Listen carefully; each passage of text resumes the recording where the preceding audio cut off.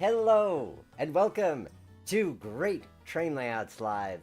I'm your host, Nick Ozarek. It's good to be here with you tonight on this wonderful Thursday evening, or if you're watching this on repeat, whenever you happen to be watching it.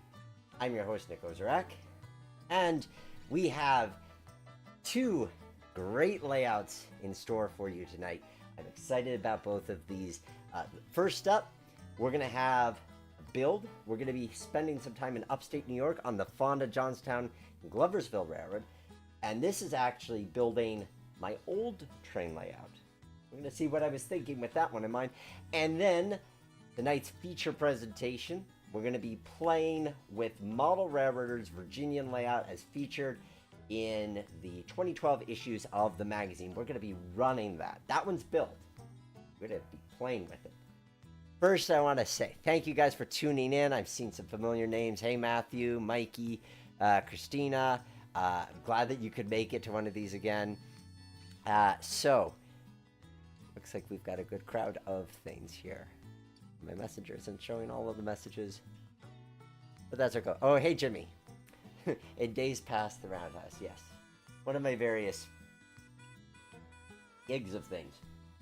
And we're going to be having all kinds of fun with both of these. So let's jump right into it with the good old Fonda Johnstown and Gloversville. This is the actual track plan that I used to build the actual HO scale train layout. And so this is a pretty straightforward build.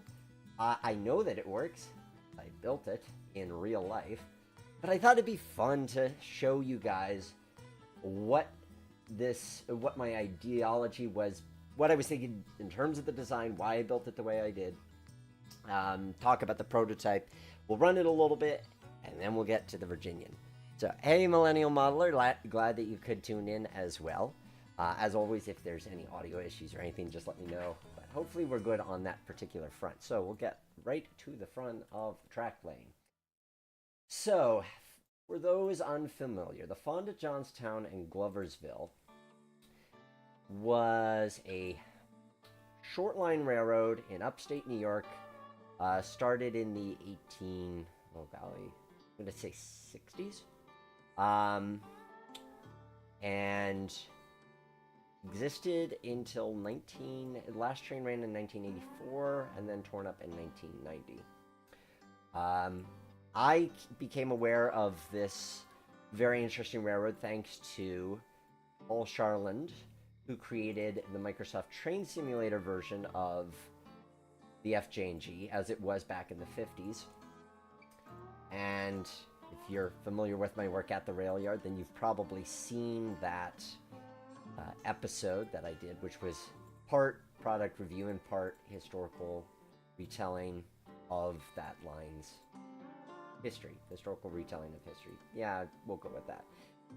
So, I've always been a sucker for short lines, and if you've watched this long enough, then you know that to be true.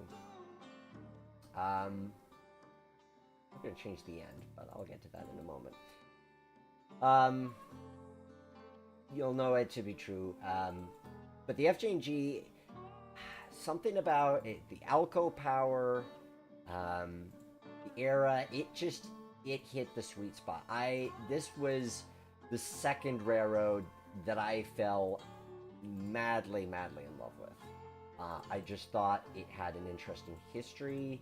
I love the bright orange paint scheme of its diesel locomotives, which we're going to be playing with one of those bright, colorful Alco S2s, thanks to today's sponsor, Jointed Rail, creators of excellent content for Trains with a Z. And I'm going to have fun with one of those Alcos. So this is, I started constructing this layout in 2014, and actually you could see some photos of the early stages of the layout if you go to one of the links in the description. There's a lot of links in the description for tonight's episode. You'll see a blog that I created way back 2014 thereabouts. I was gonna regularly blog about the layout, and then I didn't. But you can see some of the early stages of things, including a car that I borrowed, a Toyota Corolla that I borrowed that was filled with lumber. Photo of that. But you'll also see the track plan there. At the time, I was living in a basement apartment, and I did not have a lot of room to work with. So, oops, am I putting everything on the... Of course I'm putting everything on the base maps layer, but that's okay, because there's not really much more to this particular one. Of course. Oh, okay, that's why. Alright, we'll put everything on the base maps layer, and then we'll delete that. Okay, so I was living in a basement apartment, and this was our living room. Our living room was 12 feet, 8 inches long. So that was the length I had to work with. It was wider, but I couldn't take over the entire living room because it was a small basement apartment. There was a living room, a bedroom, a kitchen / dining room, and that was it. So this was the space I had to work with. So I built a shelf layout that was 12 feet 8 inches long, 5 feet 4 inches deep, tall, however you want to describe it. The bench work was 4 feet off the ground. So I'm going to improvise tonight. We're going to do a cassette, but I didn't have any room beyond this point, so my staging was an extra siding that I put off to the side. We're going to change that up just because we do have a little bit extra room here, and then we get to kind of run trains in and out of the scene a little bit more. So we're going to actually rotate this. So FJ&G, primarily a transporter. Their big industry along the line was gloves, hence the name Gloversville. We are modeling one end of the railroad called Godalvin, which, ironically enough, did not have a huge glove manufacturing plant. Instead, it had a knitting mill. A bit of a different industry on this end of the railroad, but it works for having some industry. The interesting point operationally about Godalvin is that it had a mixed train that ran until 1967. So I liked that it was a town that I could model in the available space. And I liked that it had this mixed train component. So I could be running an Alco S2 with an ancient 1880s combine. And it was prototypical, and I could fit all the industries in that were in the town. And we'll go through those as I place them in the world. We'll go with that. That's good enough. What I want. And then we'll have our straight track going out like so. A bit too long though on this passing siding. I want to bring it back. My goal with the design operationally is I wanted something that could entertain me for about 15 to 30 minutes, depending on how complex the switching moves were. And add this mix of passenger and freight, so I like that. Maybe. There we go. I like that. That'll work for me. And then we'll bring this way out here so we have enough room for that. And that pretty much going to do it. And now I just need to line this back up.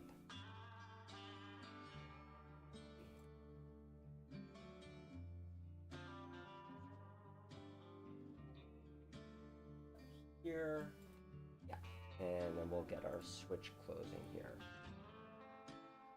And I also wanted it to be something that I could show people and have even non-railroaders be able to come in and just play with it. Now, it's obviously not roundy roundy, and I do like my roundy roundies, and that's part of why I don't have this. I'm not focusing on this as much in my modeling these days. I do like having roundy roundy, but I couldn't fit it in that space. But it's a nice switching puzzle, and it was something that I could fit, and we'd have guests over, and I could just give them the prompt of here's how you run the control using the cell phone, because I had JMRI hooked up so that I could use my cell phone as a controller. So here's how you drive the train, here's where the cars need to go, have fun. And people really liked that element. If you want to introduce people to your model railroad, think about how you can make it a game and introduce it to them as such. Okay, that's going to be all of our track, I believe. So if I delete this, I should be able to just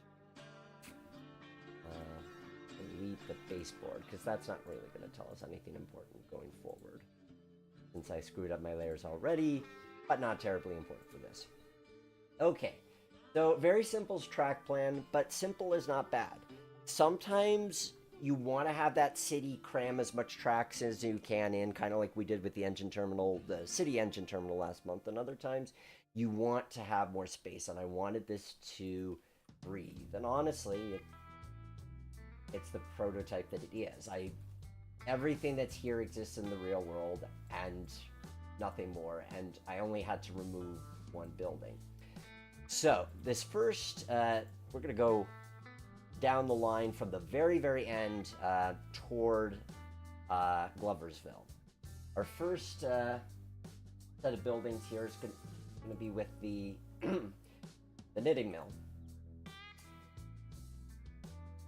And these are buildings that I took from the Microsoft Train Simulator version of the FJ&G and converted for Train Z. So they are Paul's wonderful buildings that he gave me permission to convert to Train Z. So this is the knitting mill. So basically it would receive coal on this track.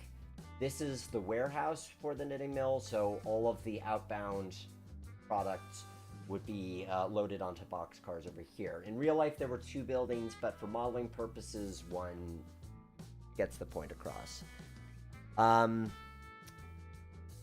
Nick, where do you get the blue backdrop for the layouts? If you're talking about the sky, some of them are on the download station, and some of them I made myself. Let's see.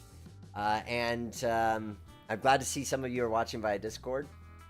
Yes, by all means, please feel free to put any questions you have in the comments below if you're watching this after the fact, or type them live. So we've got the knitting mill here. In real life, there is a road that crosses the track here before we get to everything else. I ended up omitting that, but I still wanted a bridge. I'll show that part later.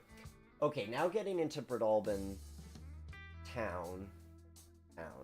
We've got the train station. This is one of the funkiest little train stations I think I have ever seen. Would you look at that? I love how it has this huge roof overhang on one side and plopped off on the other. But that is prototype, and it was built that way. It's not like, as far as I can tell, it was not built with an equal roof on both sides. They just feel the need to make it an equal building. So it is a lopsided building, but that is true to prototype. This building actually exists. A lot of the FJ&G is gone. A lot of it is gone. And yet, in Breadalbane, almost all of the buildings I'm going to show you tonight still stand. Almost. So that is the passenger station. Then we've got the freight station. And again, one of the reasons why I've wanted to build this live with you guys is because these are the actual buildings. And we've got to put these really tight close. They aren't as close in real life, but if I want to keep them to the prototypical size, I have to. I did shrink these two buildings down. These ones are their actual scale size. Then we have Laro Feed and Breadalbane Coal Company. which feed supply store. So it could be receiving boxcars here. You'll see that loading door on the side, so you can transfer cargo off of boxcars. You also have this track going inside the building for dropping off coal. We are going to build a ramp up to that, coming off of here and connecting to there. And then we'll...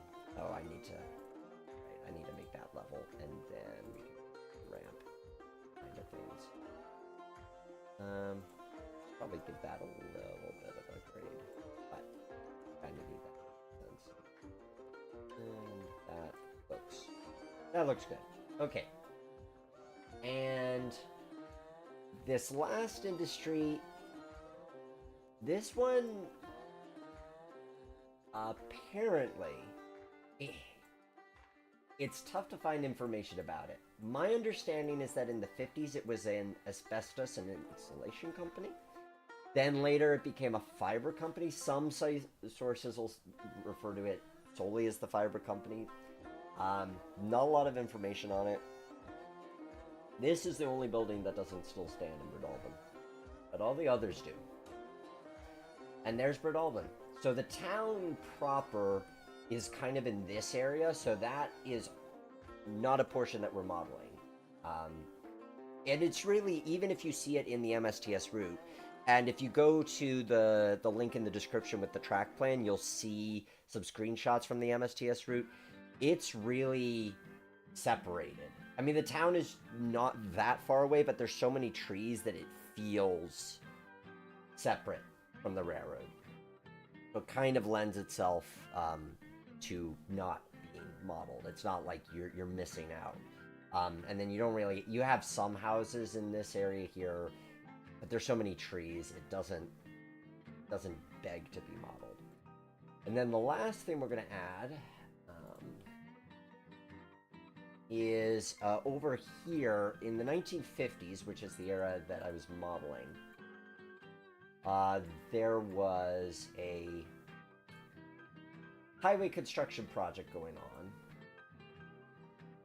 I don't want the loadings. I'm just going to build a couple of silos. So they would bring carloads of aggregate for the sake of paving one of the highways. I think it was Route 30, if I'm remembering correctly.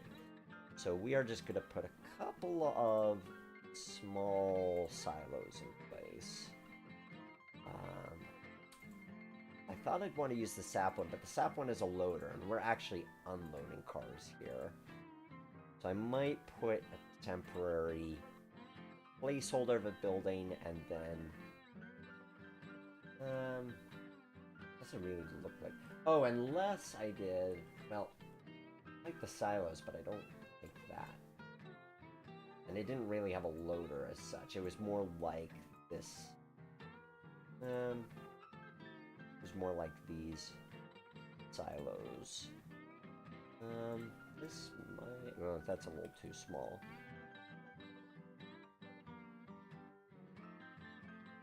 I'll have to search for that a bit later.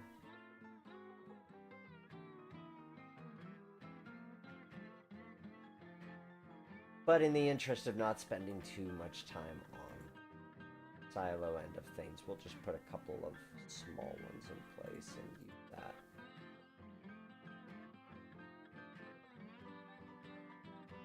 Nah, I'm just going to use that sap one. I think that'll work for my needs. And then we'll just make this an invisible road. Just for the sake of tonight's build. And then later, I will replace that. I might even import the one from from MSTS on that front. It wasn't my plan, but that might be what I end up doing. Alright. Oops. Rotate like so. So there was this passing siding right outside of town, which is where they dropped up the sand cars. Now, as I initially built the layout, I had a separate siding here that was staging. So instead of having a cassette, you'd bring your cars into staging and have to manually switch them out here. and you would run around the cars using this runaround here and then go back into the scene. But since we have a little of extra room, we're going to do the staging proper.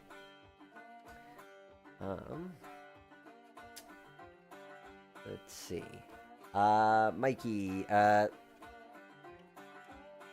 let's see. So, Jimmy, if 44 tonner is the sole surviving diesel from the two different short lines, what road does it get painted for when it goes to a museum? Oh, that's a good question. Hopefully, so in terms of FJ&G rolling stock, there is not a lot that survives. The only piece that survives, in fact, is in terms of locomotives, is a 44 tonner. It's also a survivor of the Washington and Old Dominion. So, I don't know. Whoever could save that thing gets to choose what paint it wears. I hope it gets FJ&G paint. It's currently in Iowa. I just hope it gets saved. Mikey found out a few days ago. Let's see. And then, according to a friend of mine who just modeled Railroader for Railroader, lead modeler's fictional Greed coastlines. Oh, I see. You're talking with each other. All good. Okay.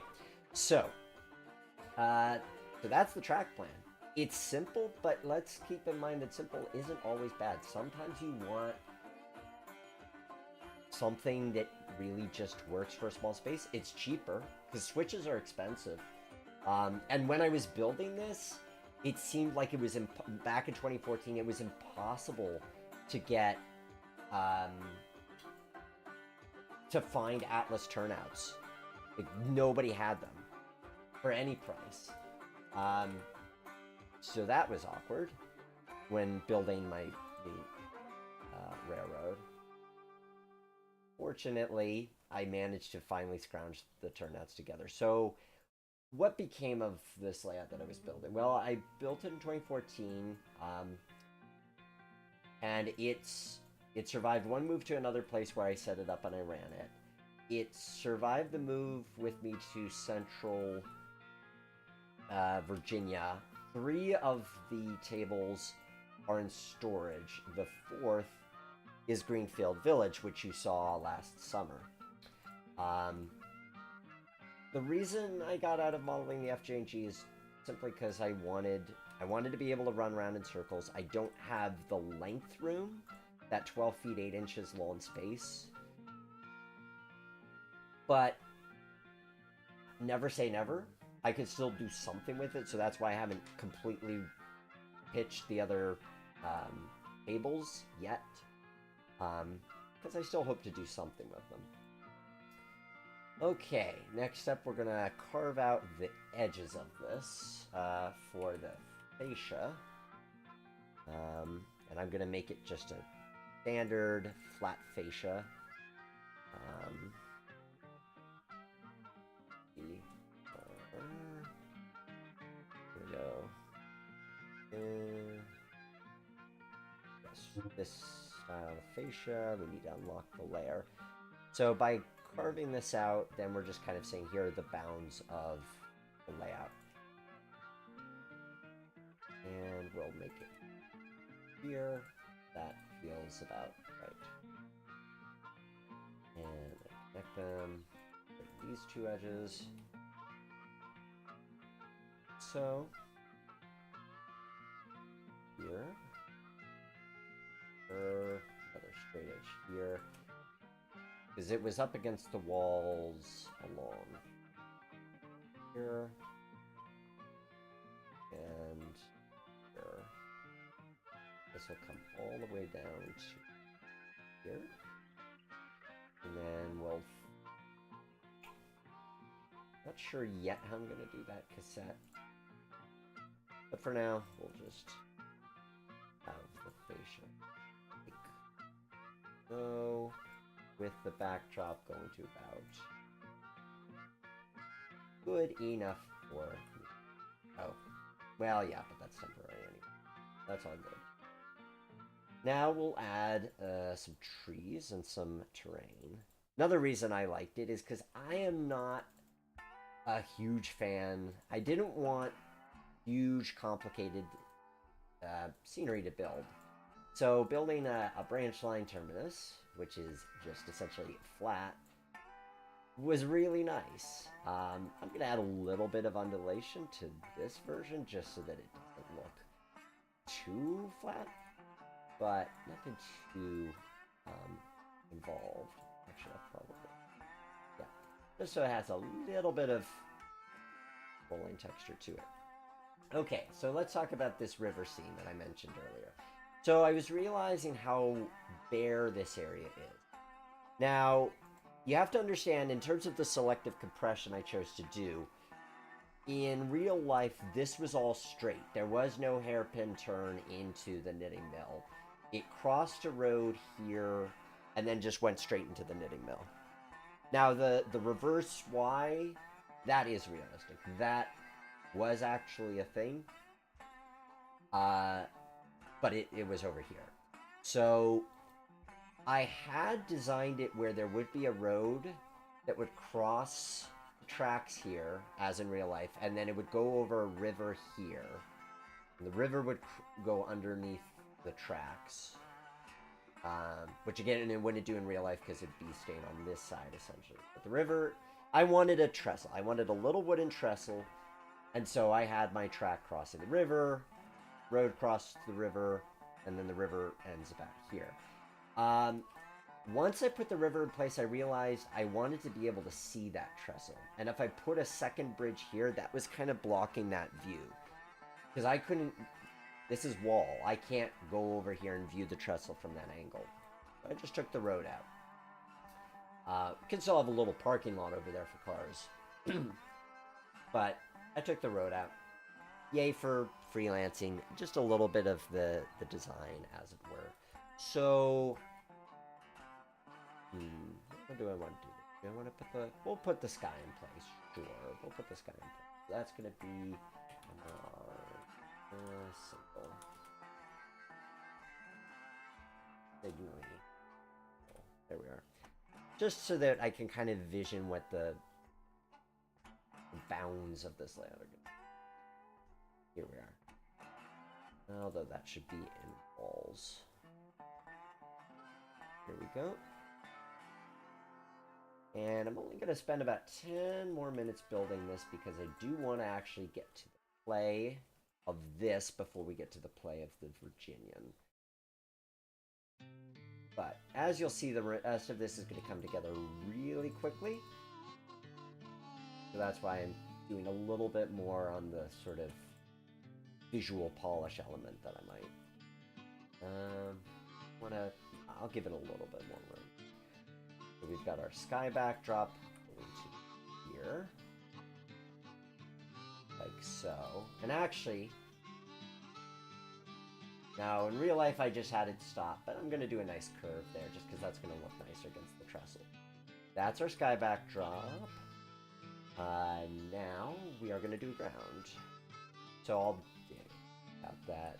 I'll need to set the height of that curve, which is a 15-inch radius curve, so it was able to accommodate rolling stock. Including our special guest for tonight. This is my Bachmann custom painted FJ&G number 20. And we'll get to see the train sim version of that in just a second. There's an amusing story behind this model in that I bought it off of eBay. And then I got to know a guy by the name of Stephen Lamora. He is Mr. FJ&G. There's an FJ&G Facebook group, which he's the admin of. He's doing his own model of the railroad. This is like his third version of it. He's building at his home. Super nice guy I've met in real life. I encourage you to, if you're an FJ&G fan, check out his Facebook group. His layout was also featured in, I'm going to say Model Railroad Planning 2021. One of the, either Great Model Railroads, no, it was definitely Model Railroad Planning. I think it was either 2021 or 2022. Anyway, so I meet him in person, and I bring my model to show him. He's like, oh, that was my model. I sold you my model. I'm like, really? He's like, yes, because I was getting newer ones, and because Atlas did a special run, and he had some, I forget the specific reason he said he was selling it. But it was so interesting to reunite him with his old model. It was kind of neat to have that as I love the history to these little toys, so that was a fun element of things. Yeah, that's probably deep enough for the river. I made mine a little deeper on the layout, but also don't want to get too picky with the terrain forming here, because I want to just get to the part where we play with it. Lock the floor. I want to get the fascia locked in at its height, like so, so that then that's behaving correctly.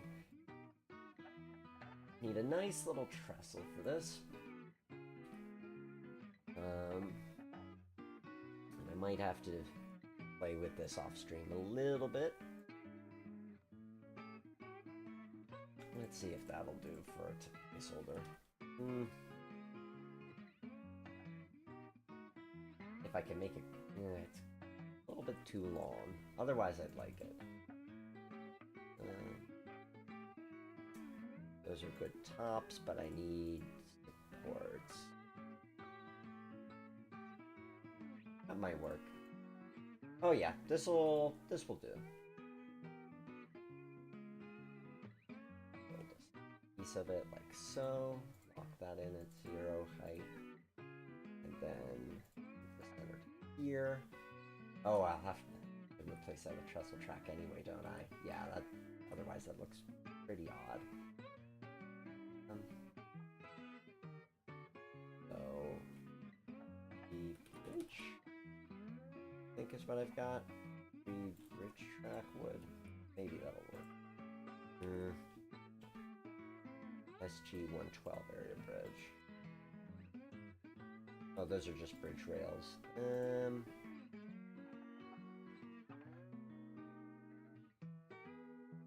Milled, weathered. I mean, the rails were thin on this part. I'll just do this for the sake of tonight. I'll just go with this model and then I'll change it up later. And then we put it over the bridge. So, a bit tight on that side of the bend of it, but you can also move that bridge out a little bit. But yeah, don't be afraid to change your plan as you're starting to build it with regards to this river scene. Like, yes, I envisioned building a road, but then I didn't, and I loved it for it. I'm gonna do a spline river with that. So, E5, I think is what I want. For that, fold to here. How about that? That'll work. And then we'll set the height for it like so.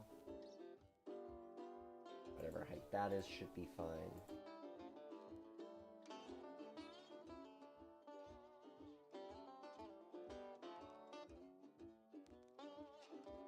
But this was a fun layout to build, and I did progress far with it.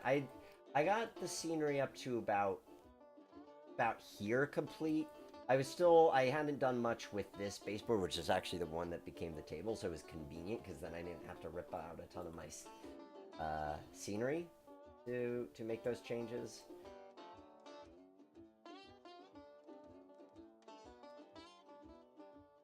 It was a good learning project. I do miss it to an extent, but I'm also glad that I can bring it to life in Train Sim because then it gets to live on. Mikey, I mean, it'd be nice to have the FJ&G for Train Sim Classic, but honestly, Open Rails is free. If you want the FJ&G, download Open Rails, get it there. That is the de facto best version of it. It doesn't really need to be done again. Like, I've considered making it for Train Z, but it's like, yeah, but if I want to play it, I can, like, I like Train Z, how Train Z looks a bit more than Open Rails, but for all the work it would take to duplicate what's already a good route, yeah. Okay, let's get some switch stands in place. And we're going to do what I did in real life, which is have Caboose Industries ground throws as our turnouts. And I'm still good on the time, which is good for me. I have unmarked ones, just so I don't have to worry about which way is facing which. There were a few places where I couldn't actually squeeze them in. Like this one here. I'm probably just going to do what I did in real life and not have a switch stand. I'll just make that an switch. But we will put ground throws for these switches here and over here. Last thing, and then we'll set that for the main as well. Last thing I want to do before we're going to play with this layout is I want to put trees in the backdrop, some trees in the foreground, and then the ground textures. In fact, we should do the opposite. Let's start with ground texture. So PBR grass. Find a nice, I want a dark, muddy grass ground texture. That's probably a good one. So when I built this layout, I did not use a road bed at all. I laid the track right on top of the foam. So I built tables, glued foam to the top of the tables. The blog covers this a bit. And so then I could just cut into the foam to make the stream. But the track was glued right onto the foam. And I did that because I wanted the roadbed to look really worse for wear. It needed to look like it was in bad shape.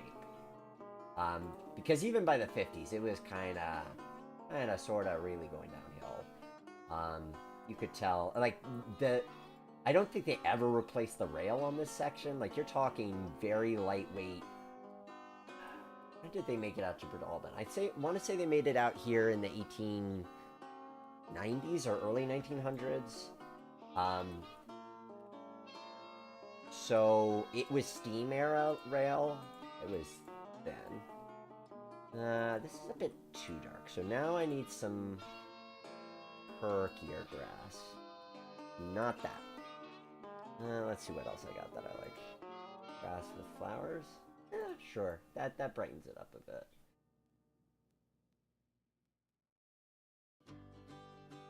For my grass, when I was building my layout, I just used a Woodland Scenics grass mat. And it worked because I was going for a flat terrain. I've come to not like them quite as much. Because they are...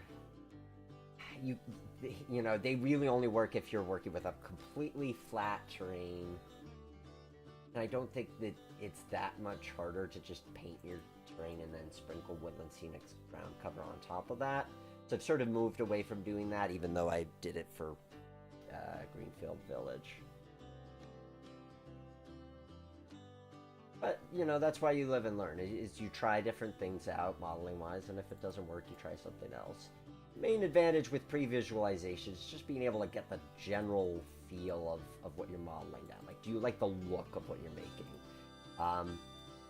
Which, perfect time to mention that if you like what you see here tonight, this kind of approach of pre-visualizing these layouts, I do take commissions, GreatTrainLayoutsLive.com. Realize I need a little higher there. Not Great Train Layouts Live, but GreatTrainLayouts.com. There's a link at the top of the menu where I'd be more than happy to help you bring your vision to life. No matter how big or small, if you want me to go full on the detail or maybe just place basic track down, I'd be more than happy to help you out with that. Let's get some background trees in place. That's going to be part of the... we're going to place that in the walls. Now we'll place in the root layer. I'm going to place an IDS forest down. Question is which one. Now, I was modeling the FJ&G in the fall. So maybe that's what I need to do here. Is we're going to keep it in the fall. Yes, let's do that. Because usually I'm building these routes in their summer. Let's do something different. We're going to build this one in the fall. I love fall color, so that's what we're going to do here. Because I've got some fall trees we could use. It'll be great. Change of pace from the usual, oh, it's summer side of things. There's our backdrop trees, and now we're going to place fall trees, which, to see which ones work, have the seasonal tree. Let me see. That's lovely.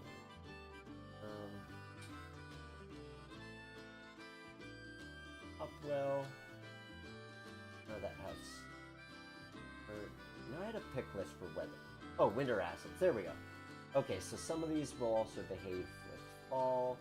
So we're going to edit the route to make sure that we're in the fall season, so that I can see what, and make sure that I am planting the right tree. I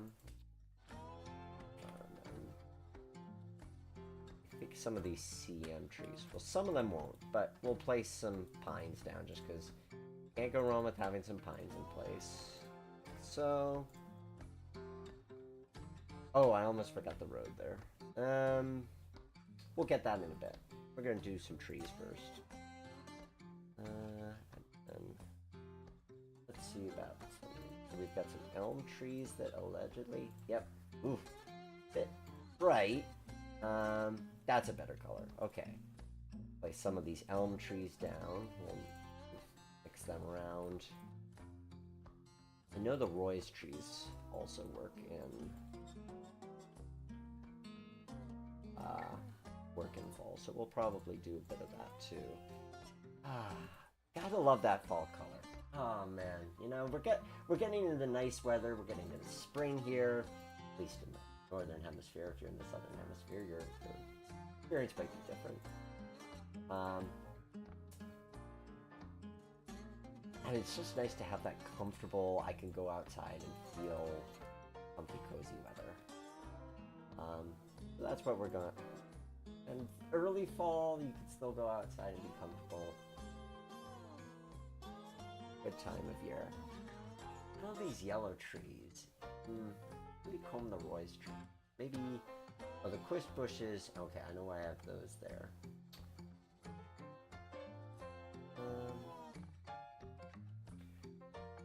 No, we'll do some Roy's. They're a bit overly colorful, as you'll see.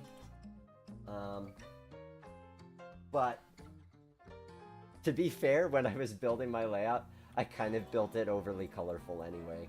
Oh no, that's where the road's going. Like I used the Woodland Scenics fall colors, and they're not bad, but they are strong. I think I'd go with super trees instead going forwards on that particular front. Man, I made so many trees.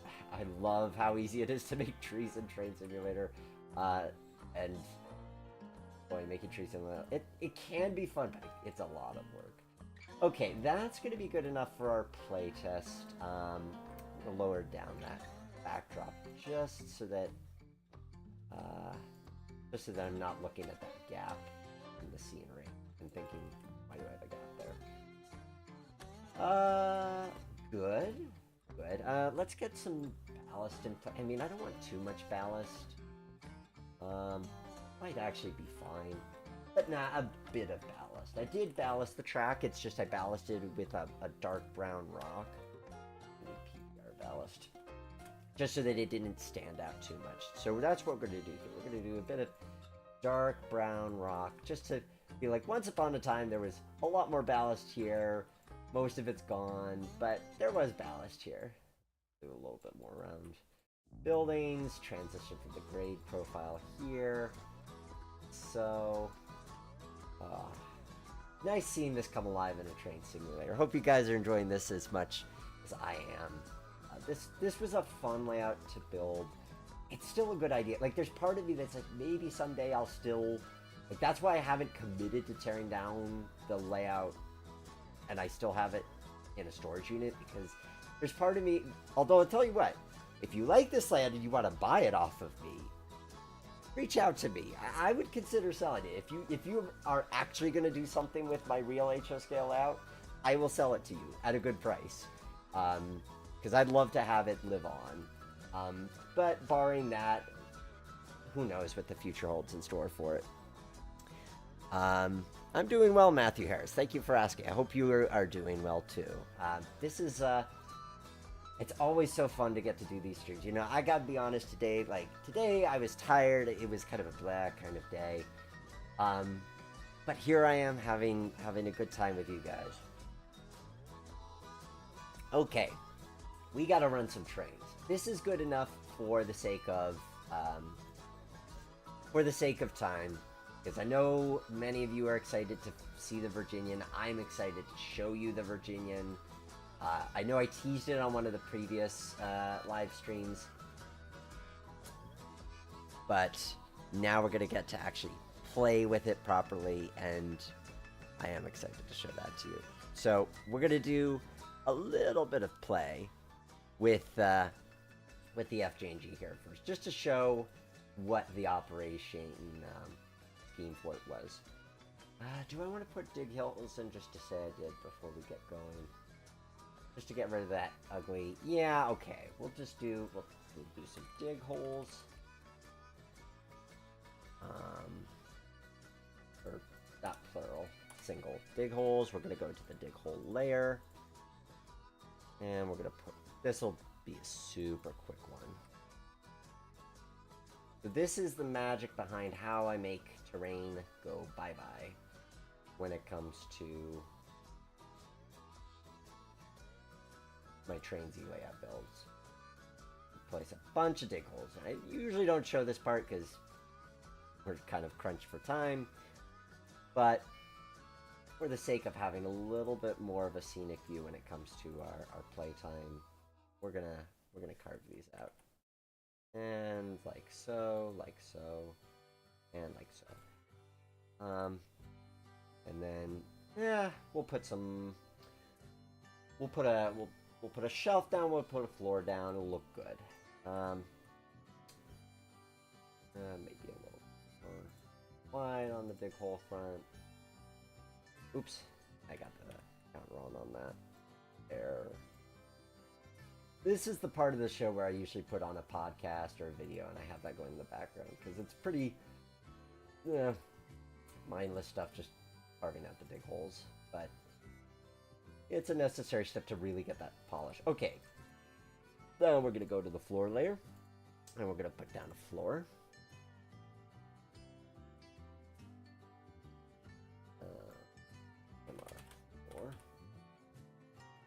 We had carpet. I'm going to put down a carpet. And I'm going to put it down like so. I don't think I will go to the trouble of modeling my whole old living room. That feels like overkill. But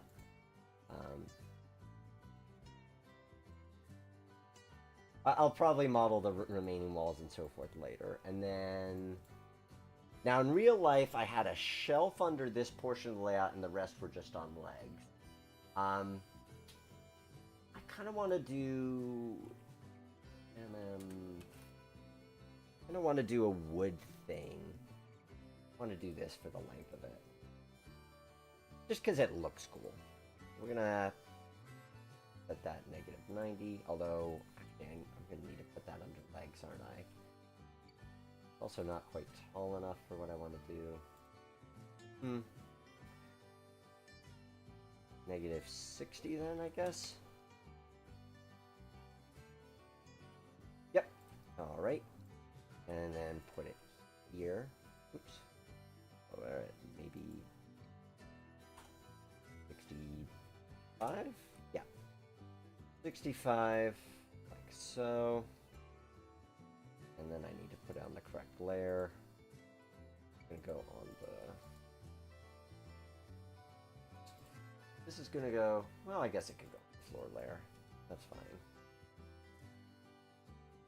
Like so.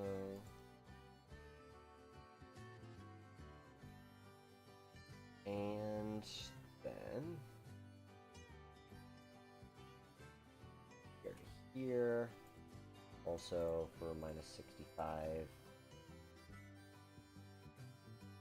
And then we're going to raise that floor up to -65 so that it looks like my layout is hovering in midair.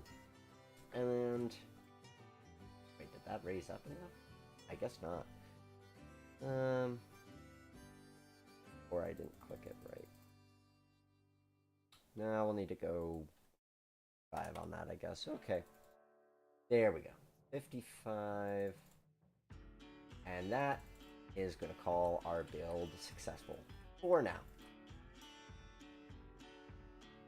So there you have it, the Fonda Johnstown and Gloversville Railroad, specifically the town of Breadalbin, New York, as it was in the mid-1950s. So now we're going to get to the part of the show. Oh, podcast recommendations for layout building. I'll answer that while we're running. Now we're going to create a session. I'm going to make it a pretty easy one because cutting into Virginian time. So we're going to do 2 cars in, 2 cars out. We're going to do, let's see. Well, first up, we got to bring our motive power in, courtesy of our sponsor, Jointed Rail. We need our locomotive, which is going to be FJ&G Alco S2 number 20. This is a gorgeous model. I love Jointed Rails, Alcos. They look very pretty, and this one, oh, it just pops. This is a nicely done model by Adam Chilcote. So there's a link in the description where you can purchase this engine. So we're gonna run this guy, and it would be nose first because they always, for the sake of drafting air through when it was working hard going uphill out of Fonda, nose would be first. So it'd be nose first into Breadalbin. Now I want to drop off a hopper's worth of sand. I know there's a PR hopper, so we're gonna put that into the mix. We're gonna drop off a car of sand. We're gonna drop off a car of. We're gonna do a swap of coal. I'm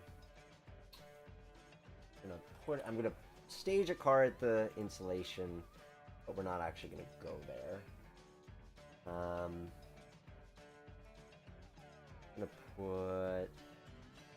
We'll put a B&O hopper in here that's empty, and we're going to come into town with a loaded one. So we'll do a car swap.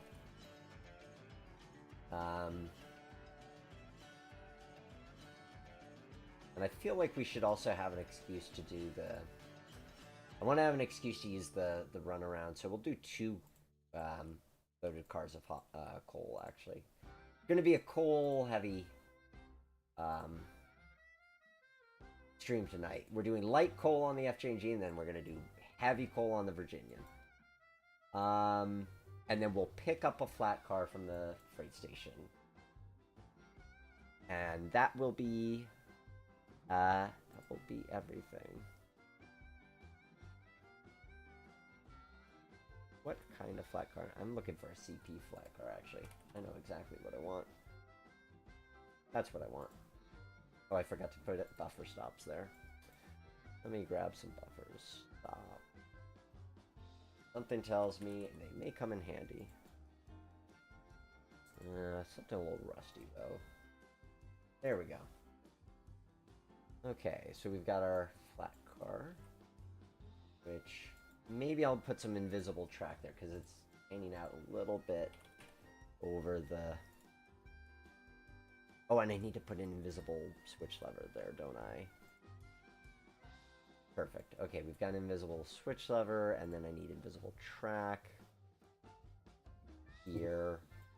Oh, and of course I have to move the train. Then I can build the invisible track here. Then I can move my flat car a little bit closer to the end. Okay, so game plan. Oh, the last detail. Right. Remember how I mentioned that this was a mixed train?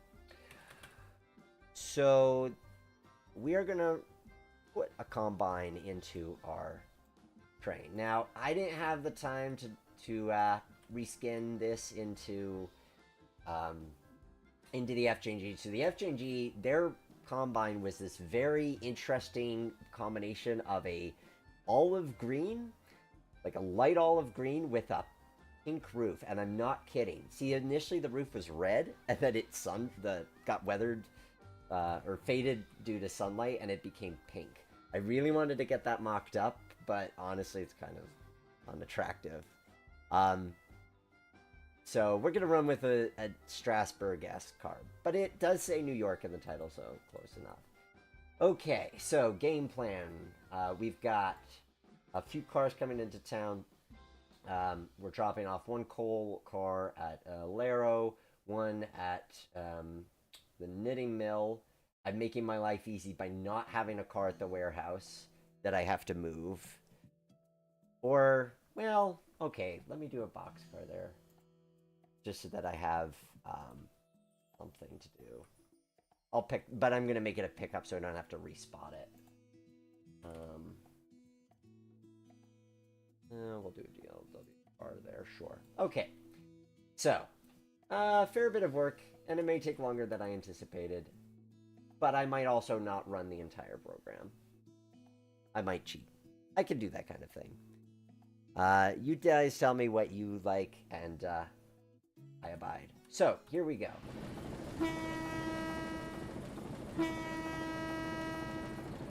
Oh, I forgot to put that road crossing there. So well. We gotta get the show on the road. We're gonna run the program. We'll just pretend the crossing's there. So we're gonna set the loaded aggregate car out first, and then we'll go into town and do our switching there. I'm just remembering that I actually got my rail driver hooked up, so I don't need to run with my controls.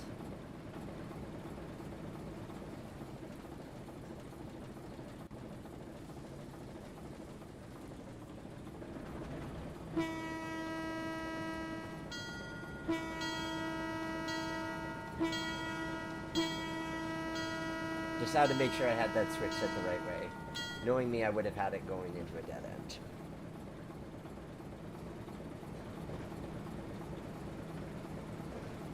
Probably when I go back, I'll add a lot of grass to this. Oh, I need to change the switch radiuses, because otherwise it's going to be really picky about how far out I gotta go for changing these switches. Well, that'll only take a second.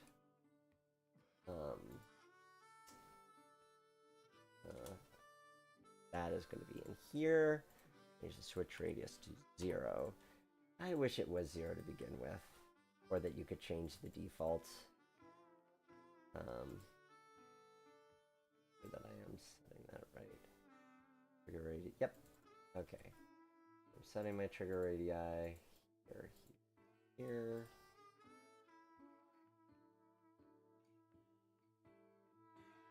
I'm not actually seeing that switch stand I put down earlier, which is interesting. Oh. Interesting. Yeah, I'm going to use a different invisible lever, because I'm worried that that one's not actually going to work correctly. Oh, am I placing it weird? You know what, I'll just leave that there. I gotta go a little bit out for that switch radius, not a problem. And off we go. Back to the game.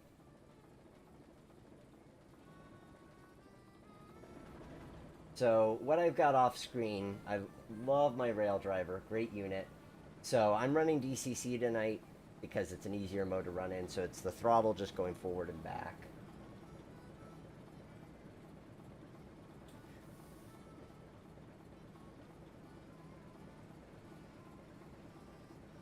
So if you've got any questions about anything with this build, the FJ&G,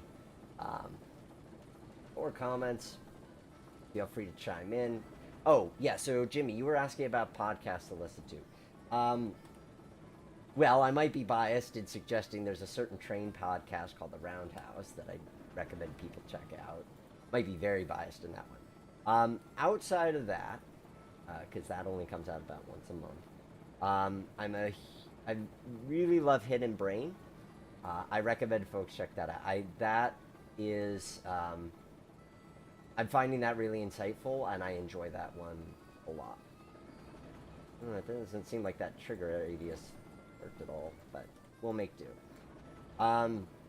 Additionally, I really like Son versus Son, which comes out every 2 weeks. Great show by a YouTuber named Todd in the Shadows, who does these absolutely fantastic... I changed the switch.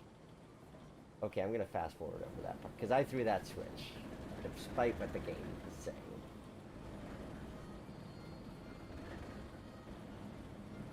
I hate these trigger radii with a passion. Okay, Son versus Son, Todd in the Shadows, excellent YouTuber. So he and Liam Morgan host this podcast where they compare two songs head to head every 2 weeks, and they talk about the merits of each. They put them through some questions, like which song would sound better if sung / spoken by William Shatner. Great show. I highly recommend that. So hopefully those recommendations help you out there, Jimmy. Yes, Rose, I agree. The combined surveyor driver is so much better than the olden days of where you'd have to jump out and go into surveyor and then back. Yeah, this is such a better way of doing things. Okay, so order of operations. So here's part of the interesting story of the FJ&G's Breadalbane local.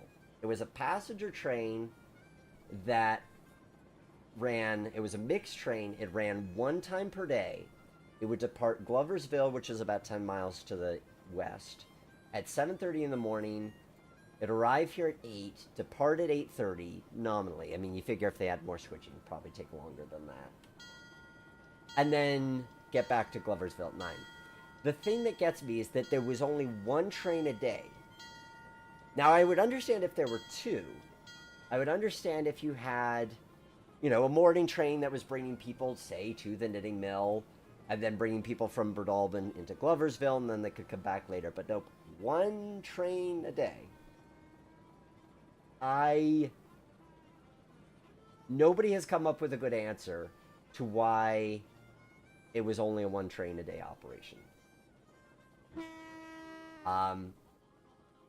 So it's one of these oddities of a short line that I love. I love the fact that, like, yeah, they only have one train a day. It makes no sense, but they did. That's the character that you get with a railroad like that. Okay, so train comes in. We're gonna have our passengers disembark. Then we have to get this combine out of the way because we've got some work to do, and it's going to continue to be in the way. And that's part of the fun of the challenge of it, is the fact that it would technically still be in the way. So one of these coal hoppers, and I'm going to keep life easy on myself. I'm going to make it this. I don't suppose it matters too much which one I make it. But we're going to get this car out of the way. Actually, I should get this hopper out of the way, because then I can drop that off, and then I've got the box car there. Yeah, we'll go that way of things. Okay, so we're going to combine over here once it clears this switch.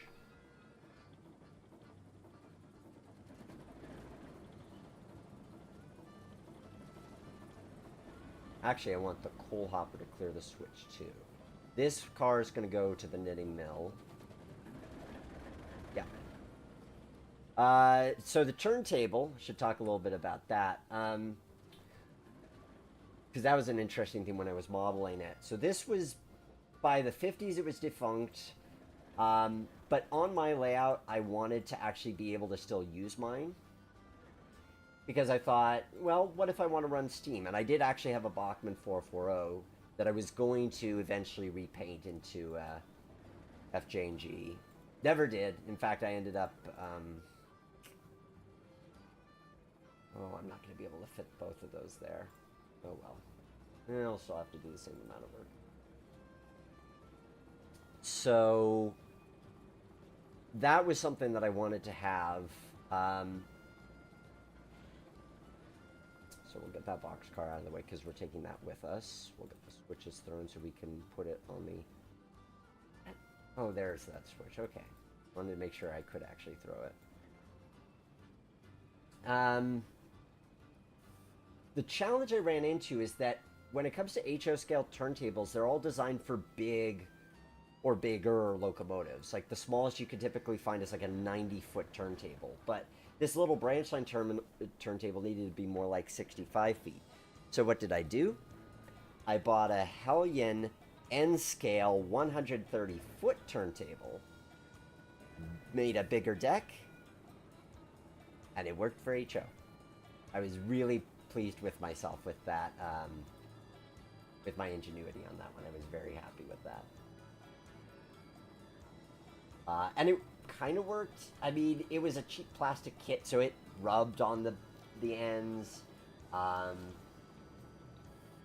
And I had basically I set it up so that you turn it one way and then you'd throw a switch to reverse the polarity of the wires. It worked. It wasn't great, but it worked. Okay, now we're gonna put this boxcar in with the combine, and I should still have enough room to get around those cars. I can drop off the hopper of coal at the knitting mill.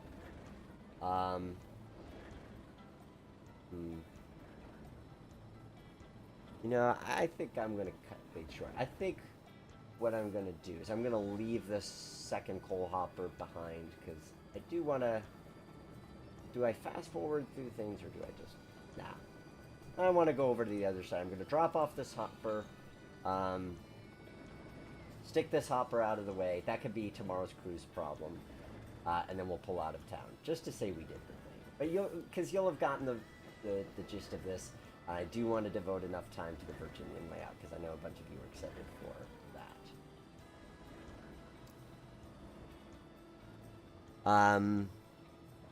Mr. Railyard. No, I'm not going to run 2816 on this layout. I mean, technically you could, as long as you don't try to take around this curve. But no, I'm not doing that. We had fun with 2816 last month. It will make an appearance eventually again at some point, but not right away. But this is why I love this layout, is because you get nice scenes like this. Like this is a nice water. I like the river. I like having the buildings as they are. It makes me happy. I was trying to get this building 3D printed, because I just don't want to scratch build that. I'd love to have this 3D printed, because the interesting thing is that drawings exist for that building in the 1979 edition of Model Railroader. August 1979, they did a full feature on the FJ&G. They included drawings for that building. It was a really neat article.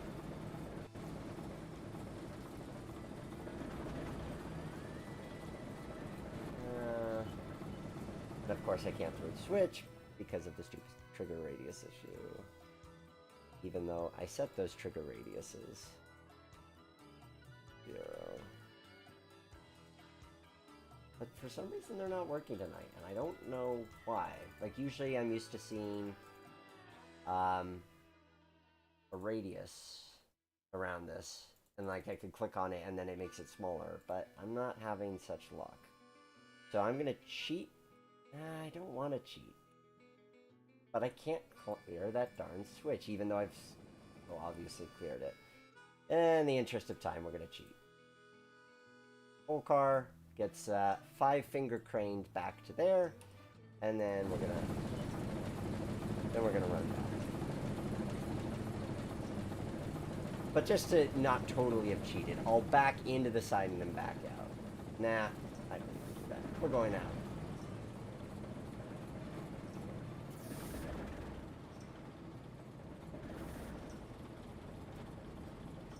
Speaks to the versatility of trains that in 1 hour you could go from a blank canvas to an hour to a layout looking good as this. Well, thank you. I'm glad you think it looks good. It's an amazingly robust tool, and once you get the hang of it, you could do a lot in a very short amount of time. It's really wonderful like that. Oh, get a nice view of the train going across the bridge.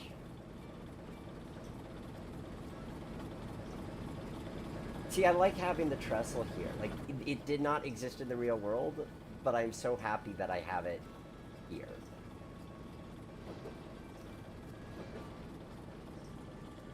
And again, kudos to Jointed Rail for supplying the Alco S2 for tonight's stream. This is such a nice locomotive. I absolutely adore it. There is a good chance that someday I will make a larger digital FJ&G layout. My friend Dan Burke at Appalachian Railroad Modeling actually made up a larger layout, which he designed for the basement that I was living in at the time, and I ended up moving, never building it, but I'd love to at some point build it, because it was still a really great idea for a full FJ&G layout. Things for the future. So I'm just going to cheat. I'm going to cheat by way of pushing that coal car out of the world, and we're going to pretend it doesn't exist. And then we'll go back to the station, pick up passengers, and get out of Dodge.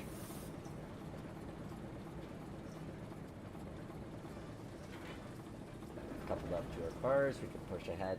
But you see what, like, even with just a few cars, and that's without me having done the switch with the hoppers or picking up the flat car, there's a lot of switching to be done in a small space like this. You don't have to fill your space with track to give yourself interest in switching moves. Okay. So, we've moved our coal car out of the way. It can go rest here for now. That could be tomorrow's problem. And now we're going to stop at the station once again, so we're picking up passengers. Then we'll drive off the world. Then we'll check out the Virginian. Logan Elder, JRS2's model is what you got you hooked. It's a good model. It's a really clever... Oh, in the Lehigh, New England, and the FJ&G, yeah. I love that these train sim products, when they're so well done, that they make you interested what the real thing was. I think that's a tremendous benefit to the simming, is that then you don't have to buy the models to actually kind of decide that you've fallen in love with it. You can fall in love with something you've never seen in real life, or that doesn't exist anymore. There's something so charming about the FJ&G. I'm going to change the direction on this, so we've got the headlight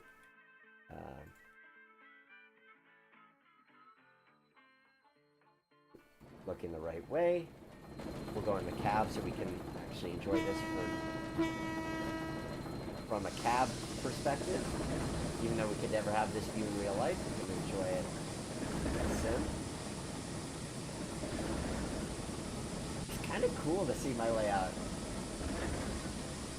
from within the cab. That is neat.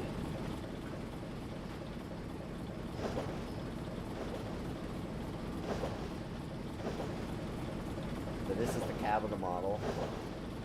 Just a gorgeous little model. It's only $6. You know, you don't have to be obsessed with the FJ&G like I am to decide, hey, $6 is $6. Treat yourself to this. Here we are going off the world. And so there we have it. There is the FJ&G as designed by me. If you want to see more of what I did in real life, again, there's a link to my blog, which is long since defunct. It may never be resurrected, but you can at least see what I was envisioning with that and what I'd started to build. And here you could see what it was kind of going to look like when it was all said and done. It was a fun design to make, and I'm glad soon within a few months, you'll be seeing this pop up on greattrainlayouts.com for download, and you can enjoy it as well. And you can You can tweak it. You could run different rolling stock on it. It's yours to. It will be yours to explore. So after a quick break, we're gonna come back and we're gonna experience the Virginian here on Great Train Layouts Live. Stay tuned.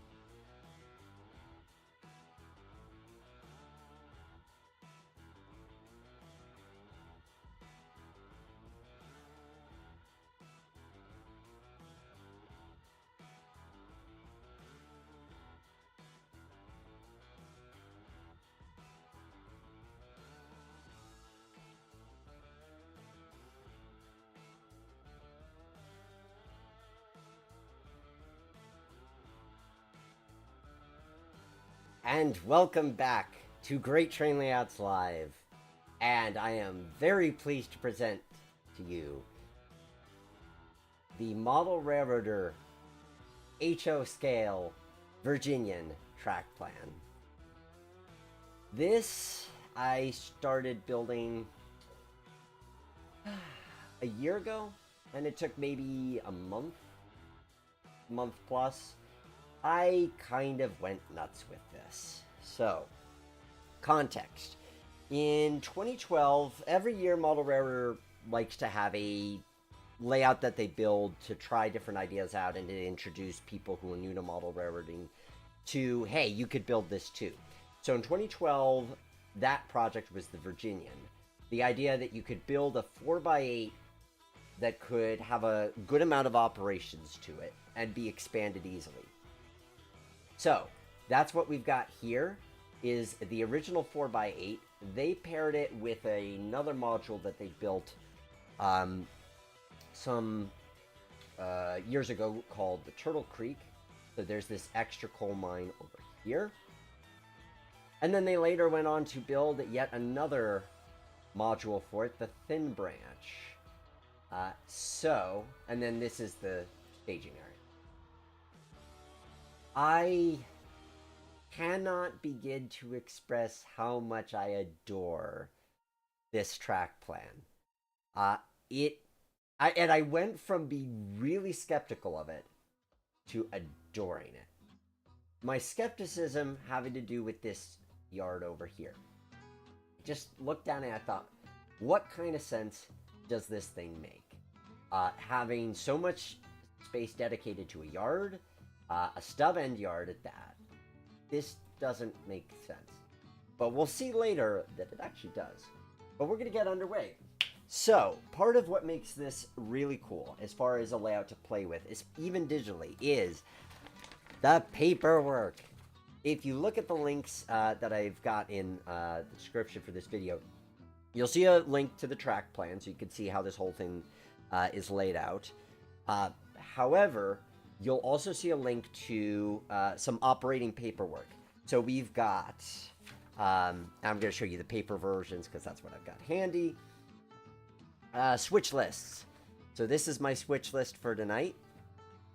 We've got mine blocks. These are Going to be filled out with information about the cars that we're picking up from the various mines. And we've got mine orders. So this is what's going to determine how many empties need to go to each mine. All of these are linked in the description, and you can print them out. You can use these for your own operations, but they are designed for use with the Virginian, so that's what we're doing today. So there is a very specific sequence of operations we're going to be going through.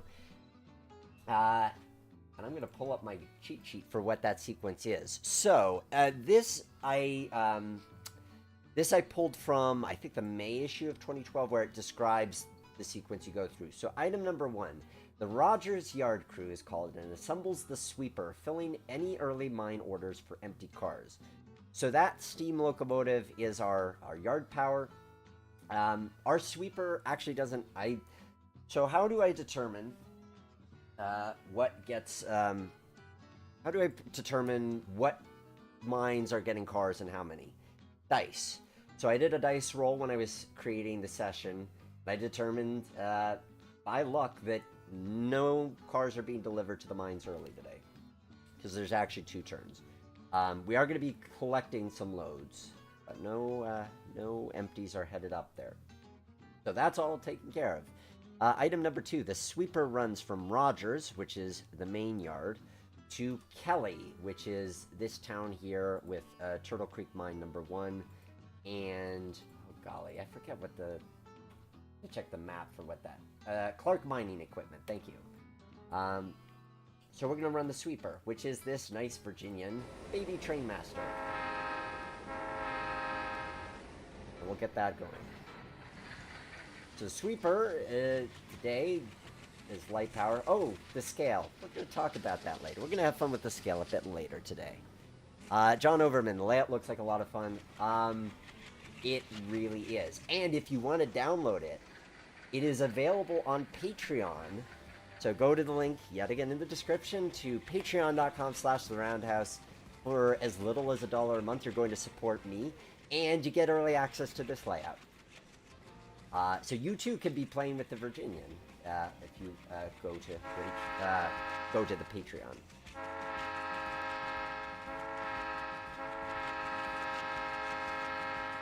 So, this was a build of love. It was hard to get like, especially to get the trees and the geography to fit, because trains, as you know, does not like geography in small spaces, but I wanted it to look nice, because this one I actually do play with. This is one that I revisit, every few months or so. It's a fun layout. I love playing with this one. Let me make sure all my switches are set. They are. That is great. I love this layout so much. And the good news is it's still intact. I have a buddy who works for Kalmbach. And I messaged him a while ago. I said, hey, can you confirm that this layout still exists? And he sent me photos of it. So it's great that this layout still exists, because it's just, I love it so much. The temptation to build it is very real. I don't have the space. I'm held at bay by the lack of space that I have. But it is such a great execution. Having run through an entire day's worth of operations before, it's about 3 hours. So obviously we're not going to get through everything today. But we'll see how much we do get through. And maybe we'll revisit it. Maybe we'll revisit it and do a different railroad. Maybe we'll revisit and do your favorite railroad. I'm all for revisiting layouts if you think it's fun. I don't want to be repetitive in any of these things, but I will say this layout, it's so good. I forgot to put my headline on.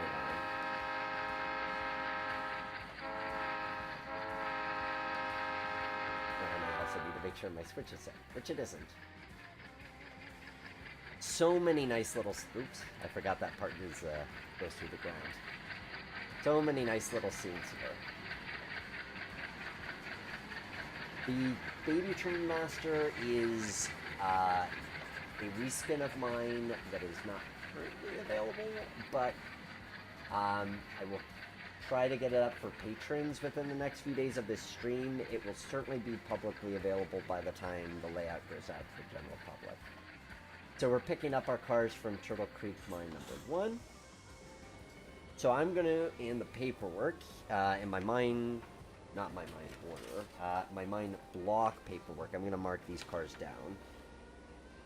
So I want to get the numbers for them, and I want to get that I picked them up from...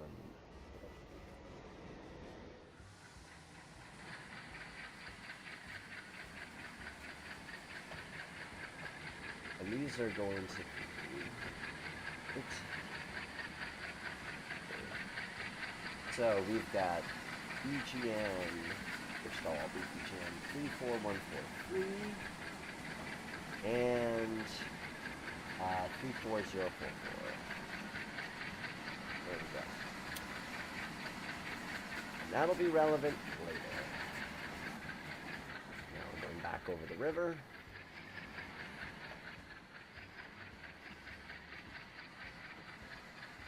Backstory behind this layout, they were the folks at Model Railroad, David Popp, I think, was the guy who actually did the layout design, was inspired by a book that I actually have on the Virginian Railway.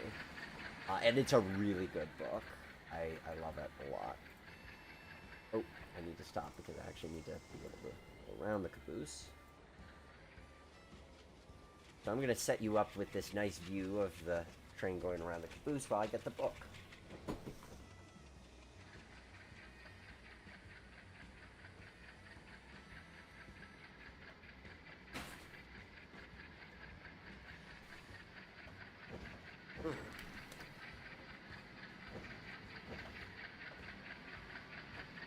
All right. I see some questions. Oops, let me get a better view for you guys there. I see some questions.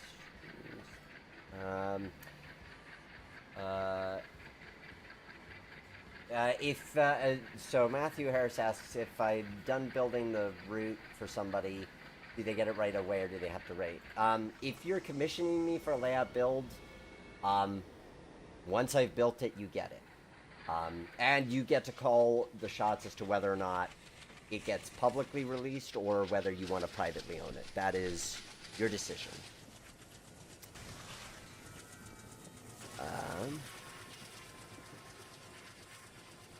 Yes, one of my gripes with Train Z, as we've discovered, diesels do not like tight turns, so they do struggle a little bit on some of these tight turns. It'll make it up there, but I also do have the magic fast forward button to get us up the hill.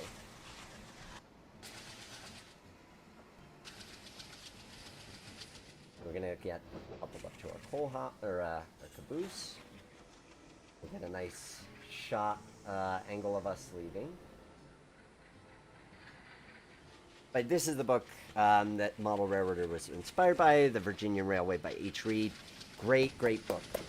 Even if you think, oh, but I'm not possibly interested in the Virginia Railway, get this book. It is not a dry history book by any stretch of the imagination. It is a very entertaining read. Very good history. Can't rate it highly enough.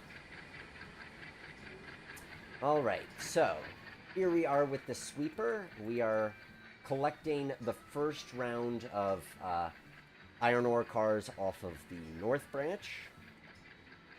Iron ore. Oh, okay.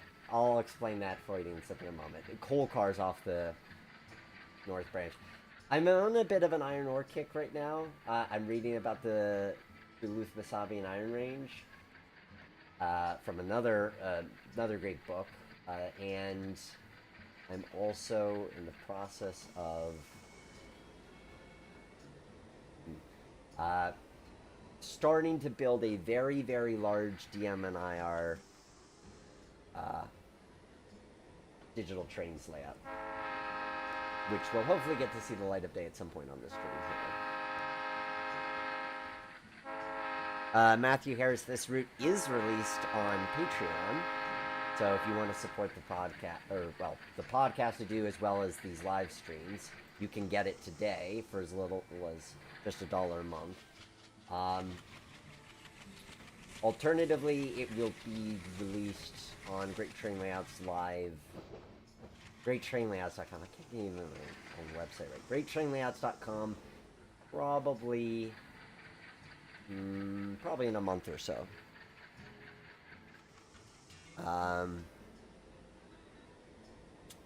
Sorry if you can hear those sirens in the background. Okay, now we're gonna pause this job for a minute because the next job we've got is to bring in the light turn, which is gonna bring in our empty cars. That works. We're gonna bring in our empty cars from Sewell's Point, which is our staging, essentially. Oh, I forgot to put those cars on the... Oops. Those freight cars are meant to come in on that local.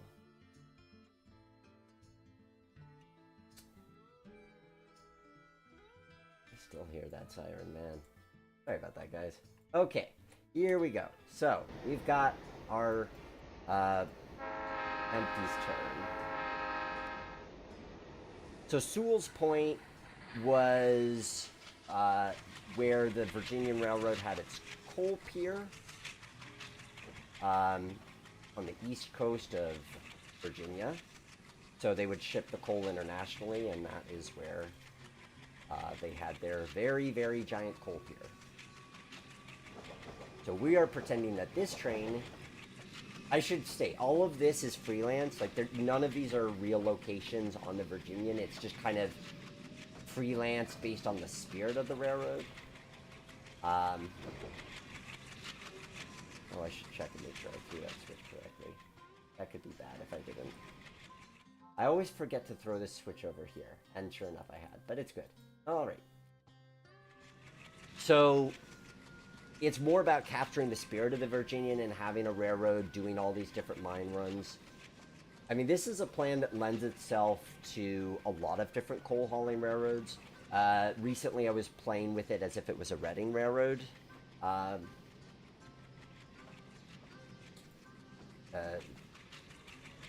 Set of lines. Here we are going around this nice river scene.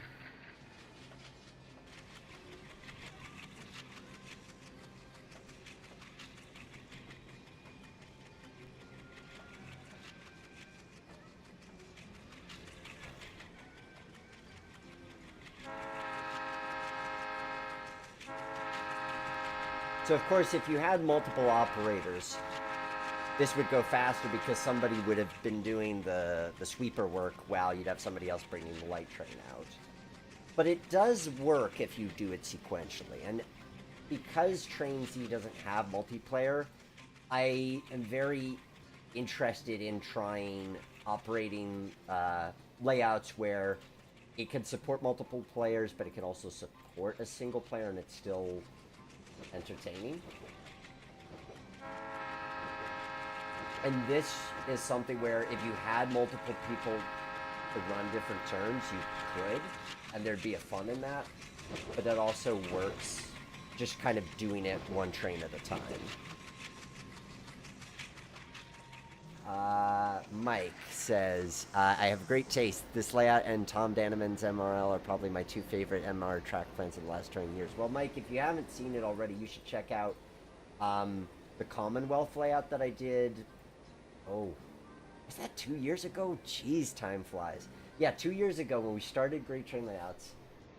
By the way, thanks for supporting the show for 2 years, for those of you who've been along for the ride.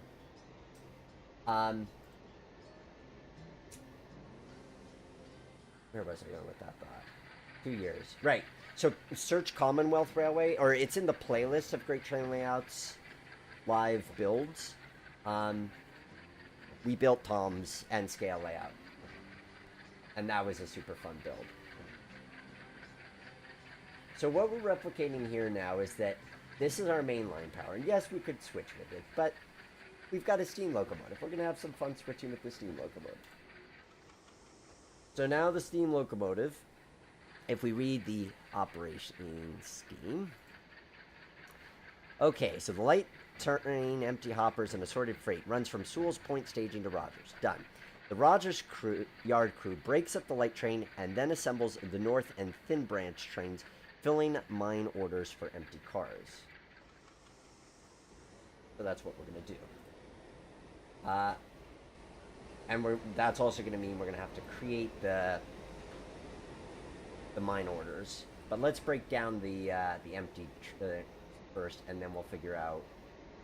Well, no, let's do our mine orders now. Okay, so if you turn to page, if you open up the paperwork tab that's in the description, and you look at not the mine block, the mine order sheet, it'll look something like this. Which is to say you've got 3 mines that are on the North Branch. Let's talk about this operation. Let's break down the operations here. Okay, so, because I realized maybe I haven't explained everything as well as I could. So we've got 3 mines here on the North Branch, which is this bit of the layout that curves in and crosses to the extra peninsula. You've got bigger mine over here. This is Hanson, or H. Hanson mine, which is represented by 2 dump tracks, and Turtle Creek mine over here. Now on the Thin Branch, so initially when they built this, when they built the layout, this staging was coupled over here, and then they built the Thin Branch as an actual module, and then the staging got pushed over there. Point is, you're going to see how the staging gets to represent some mines in its own right. So sometimes, even if you can't represent something by having a physical location, you can at least represent it by having a designated track in staging, which is what they do here. So on the Thin Branch, we have Holly Mine number 4 over here. This center track of staging. So the left track is Sewell's Point. That's our out of the world. The center track is ACG Coal, and the right track is Olson Tipple. Now, you could pretend that they were the same track. You could just take all the cars to one. You operate the railroad as you see fit, but it does give you a little bit more to think about if you're pretending like these are individual mines. So how do I determine how many cars a mine's going to get? So we've got 2 cars sitting at Olson, 1 car at ACG, and over at Holly we have, I believe, 2. So I've got a regular 6-sided die here. I don't want to be pulling more than, because of the physics of trains, I try to keep things a little bit lighter. So I'm going to say each of these can have up to 2 cars that they generate. So if I roll, let's say a 1, they're not going to order any cars. 2 or 3, they're going to generate 1 car. 4 through 6, they generate 2, because I want to generate 2 cars. I could change these numbers as I see fit. That's the beauty of coming up with an op scheme. So I roll my dice for Holly Mine 4. I rolled a 6. That's going to be ordering 2 cars. ACG Coal, I roll a 5. That's getting 2 cars. And I roll a 3 for Olson, so that's getting 1 car. So I need 5 cars for my Thin Branch train. Now we're going to go over to the North Branch. So bigger mine has a capacity of 5 cars. So it's going to be generating something. The question is how much. So I'm going to say the minimum is 3 and the maximum is 5. So 1 and 2, rolling a 1 or 2 is 3 cars, 3 or 4 is 4, 5 or 6 is 5. And I roll a 6, of course I would. So bigger mine is getting 5 empties in, which means it's going to have to be a separate turn, because one of the operating limits of this is this runaround here. We could fit, I think, 5 hoppers total in that runaround. But the and I have to bring all of the cars here because it is the only runaround on the North Branch. And what I've learned is that if you fill this up, you don't have any way of running around these extra cars. So then you have to split it into two jobs where you work Turtle Creek and H. Hansen as one turn, and then Bigger as a separate turn. The Bigger is going to be a separate turn. Then H. Hansen. 0, 1, or 2 for that. I rolled a 3, so that's going to be one car coming in for Hansen. And Turtle Creek, that's going to be a 0, 1, or 2. And I rolled a 4, so that's going to be one car for Turtle Creek. So, my mine order is made up. It looks like this. I don't know if you can read it, but the point is, I'm getting cars. Every place is getting at least one car. Bigger is getting 5. So, I need a... So, this tells me that my North Branch train needs 7 empty cars, but that's probably going to be one turn that's 5 cars and one turn that's 2 cars. So I'm going to split that. I want a track of 5 empties, a track of 2 empties. The Thin Branch is getting 5 cars, so 5 empties on one track, 5 empties on another, 2 empties on another. So that's how I'm going to break down this train. So you get a sense, I know that it's kind of hard because you can't see the documents on screen. I don't want to put too much on screen and make it complicated. The point that I'm making is that if you come up with an operating scheme you like, and you've got the means, you've got the paperwork, it makes it real and it motivates your action. Oh, good night, Matthew. Thank you for joining us. Mr. Railyard, could you make this into an NNW layout? Oh, absolutely. Very easily. In fact, what's interesting about this is that the minimum radius on this layout is, for HO scale, minimum radius is 18 inches. Broadway Limited's Y-class steam engines, minimum radius, 18 inches. So, in theory, you could run an N&W Y-class on this. And maybe you will do that for a change of pace from the Yellow Train Masters. I don't know. I did wear yellow just for the occasion, but we'll see what we want to do. Okay, we've got these 2 cars. So what's the story on these cars? Well, the box car, now I have to go to my handy-dandy switch list. So the Lackawanna box car and the tank car. The tank car is going to be going up to the Clark Mining Equipment. That tank car is going up, it's loaded, it's going up to Clark Mining Equipment. The box car, that is going to the factory over here. So this one needs to be attached to some of those empty hoppers going up the North Branch. I'm going to put it to the 3 empties that are going all the way up. And then the box car, I'm just going to leave by the freight station here. It's going to get switched a little bit later in the day. So let's pull the box car out, get that out of the way first. I mean, I suppose I could pull the tanker and put it on the north end, but... actually, the tanker will probably be... So part of what I have to be thinking about here is how do I want to block the train? Do I want the tanker close to the locomotive? Yes, of course I do. I do want it close to the locomotive so that I can pull it forward and back it right in. So that means the tanker needs to be pushed to the far end of the yard, and then I'm putting the empty hoppers next to it. Is this all making sense? If you're confused, please do let me know. I want to make sure that you're able to follow along with this.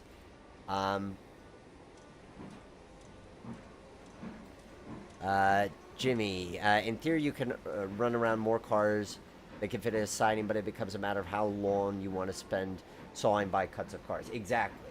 And you could make that part of how you run the railroad and part of the operational challenge. I don't know if we're going to get that far into the program tonight as far as facing that decision, but I want to keep it a little bit simpler. And also because of train C physics being not always that great. So now let's go back to that point I mentioned earlier. Why this yard is brilliant, even when I had my very sincere doubts earlier on. This yard is brilliant because with an operating scheme in place, you actually have some car sorting to do. To say nothing of how you also need a room to store loaded cars that have yet to be taken to Sewell's Point and empty hoppers that have yet to be called for a specific mine run. So, it requires thinking. And it requires space to make these moves. And so this yard, yes, it doesn't have switches on both ends, so you can't do runarounds and things like that, but that's part of the operational challenge of it. I mean, yes, you do have your cars waiting on the main. These are limitations that you find with a 4x8.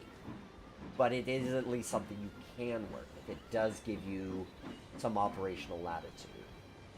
So this yard, which at first when I saw it was like, why, is great. Because the ability to break these trains down and actually assemble trains exists because there's a yard. I'm glad you noticed the yellow shirt, John. I mean, sometimes I've probably worn it in streams before just because, but I was motivated for this one.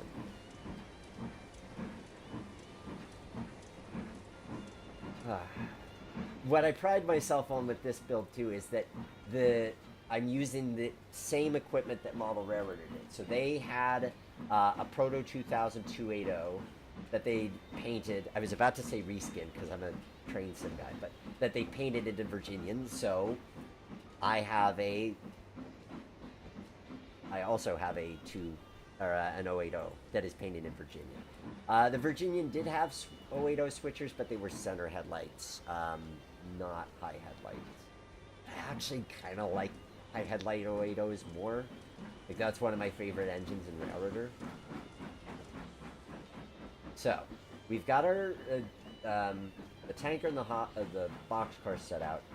Now we're going to take care of the empty hoppers. So let's see how many cars we're bringing in off of this guy. I have so many that some of them are in the tunnel. Well, let's pull some of them out. I'm going to need to at least put 3 on with that tank car, and I'm going to need 5 for that bigger mine turn, and 3 for the Northbridge, or for the no, 5, and 3, right? Okay.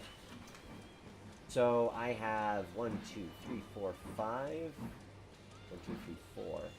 Oh, I might not have enough hoppers. Interesting. Because I called up 13 cars and I only have 12 spawned in. I'll have to...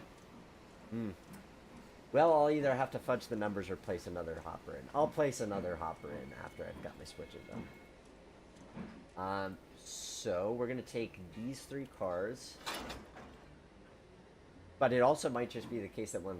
Yeah, I don't like leaving a hopper or a mine hungry. We'll spawn in an extra hopper for it. I suppose if I wanted to play it realistically, I could have another train coming from Sewell's Point. But some of it is just you have to kind of break in the layout and figure out what you need in terms of equipment. That's one of the benefits of playtesting. So if you were going to build this layout and you wanted to figure out, well, how many hoppers do I need to run it?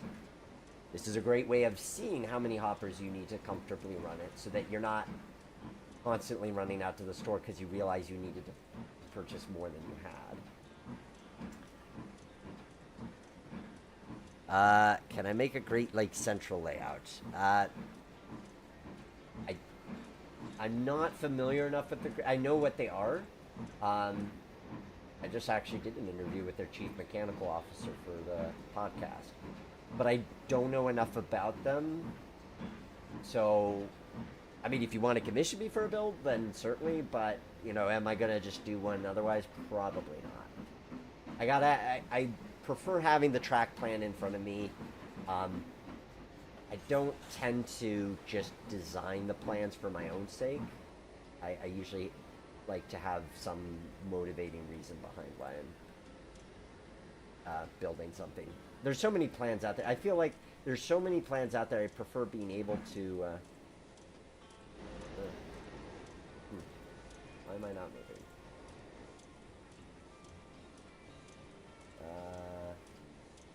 That's interesting.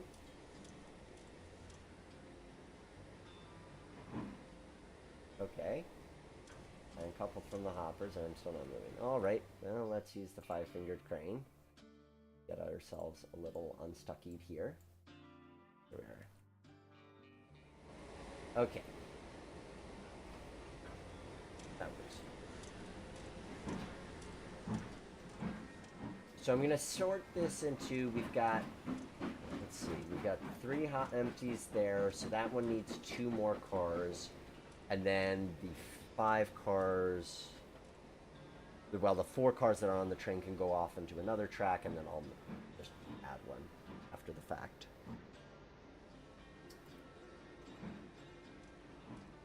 But yeah, this is such a fun, for me, the ability to break this down and like I'm actually making up the trains that then will later get pulled out of the yard and attached to the locomotive is very satisfying.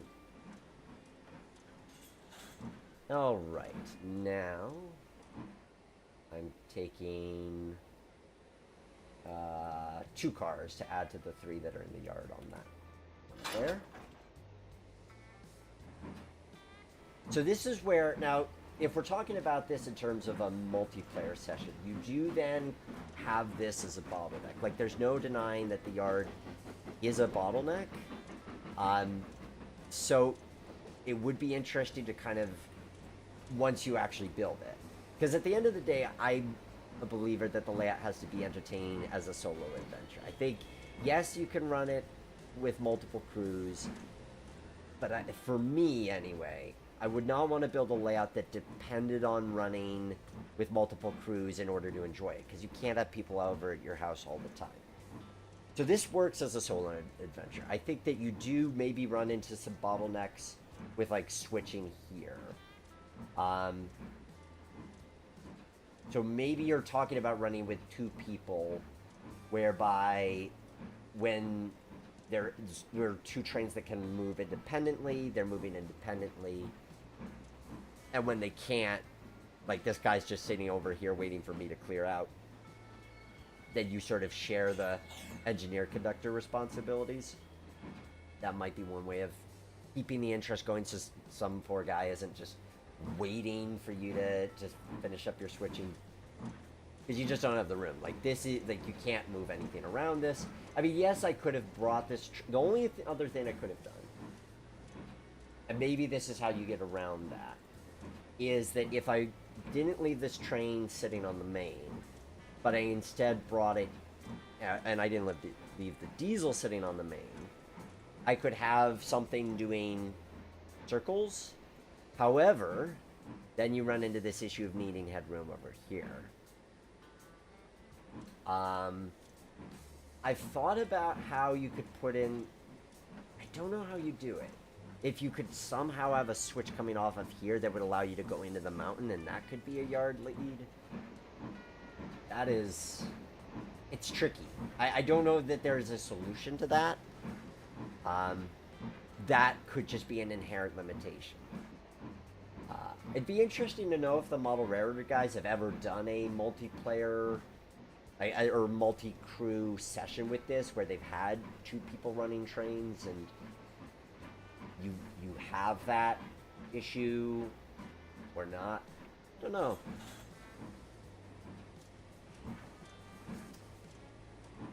So, we've got our 4 cars here. We're going to set them off on another track over here.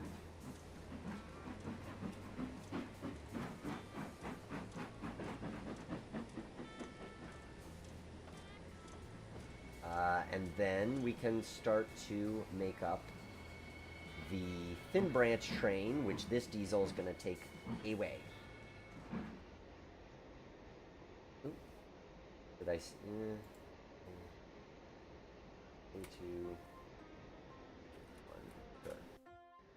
I didn't mean to save it, but come to think of it, that's not a terrible idea.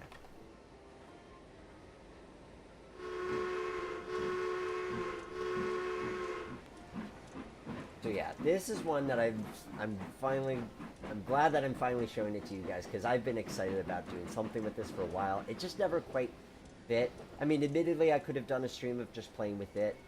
Um, but I know some of you like the building. I wanted to keep it kind of mixed up in that regard.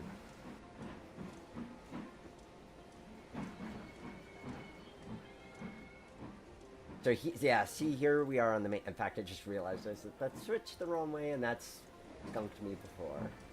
It's so easy to forget about this switch because it's just in the middle of nowhere. So you don't think about it when you're running on the thin branch over here, nor do you think about it when you're switching cars over here until you try to pull forward and then you derail because it was set the wrong way.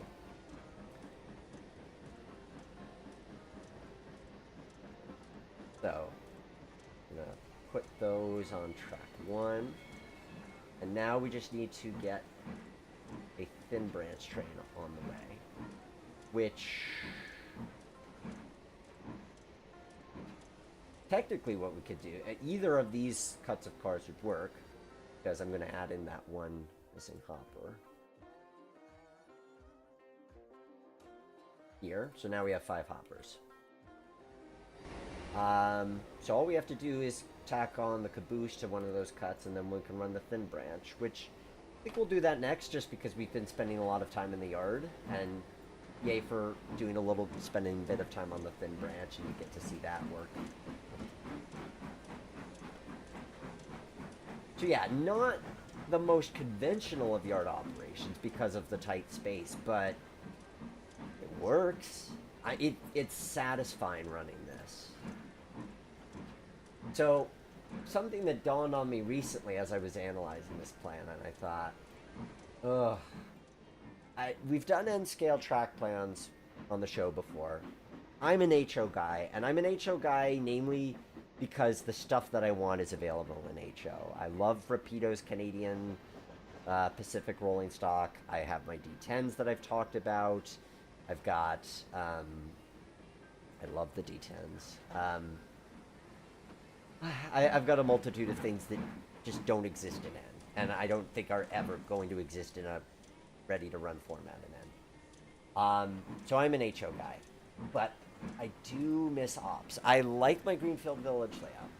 I like the engine terminal I'm going to build, and I think I know that I want to go with the country design. So big reveal, I'm probably going to go with the country design based on building kits I already have, a backdrop that I got in a recent model railroading magazine for free. So yes, probably going to do country. Point is, good plans, but not things that have operations, not to the extent of this. So I did think to myself, you know, if you take a 4x8 track plan in HO, and you make it N scale, now it's a 2x4. This could be done in a 2x4 in N scale. Tempting. Very tempting. I'm not committed to it yet. I've discovered that N scale is equally as expensive as HO, which is kind of disappointing. I was hoping it would be a bit cheaper. But it is tempting. Because it could work. I mean, at least conceptually it works. The question is, can I find the right turnouts to make this yard work? Because these are very tight turnouts. They're snap track at HO. So, questions, considerations. But,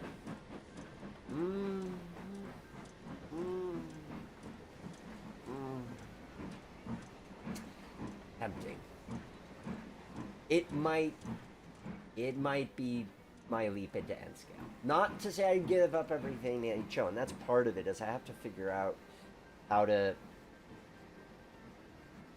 I'd have to budget for it, and I'd have to make sure that I'm happy with the concept. But it's tempting. I do love it.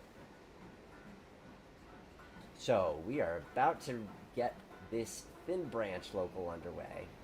We're gonna get the Get it attached to its engine. But I'm kind of inclined to switch it up. Much as I love these Virginian Train Masters, and I do, I feel like I'm going to do something funky, and something that relates to today's sponsor, Jointed Rail, and that is I'm going to use this guy. So how is that for a surprise twist? This is, of course, Norfolk Southern's Virginian Heritage Unit number 1069, as beautifully done. I mean, let's just take a moment to appreciate this thing. Beautifully done in I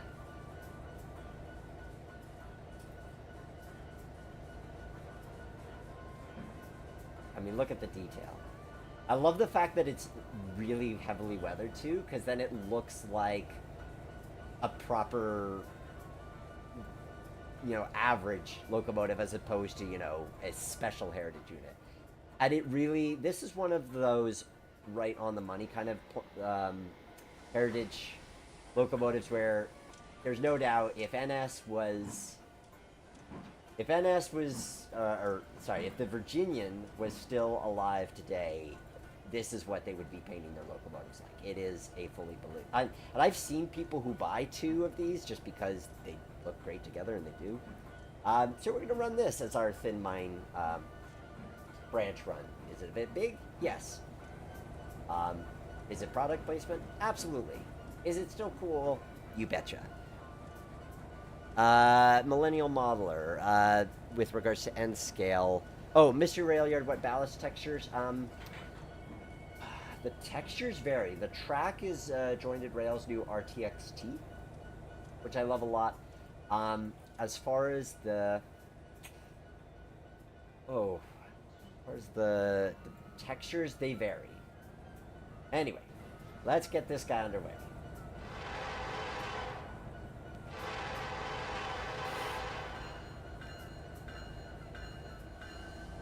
Oh. Do I need to turn my train around? Is it facing the wrong way? And that's why. Yep. Okay, we're gonna change the direction on this so that the headlights are on. There we go. So, our Virginian thin branch train's getting underway there.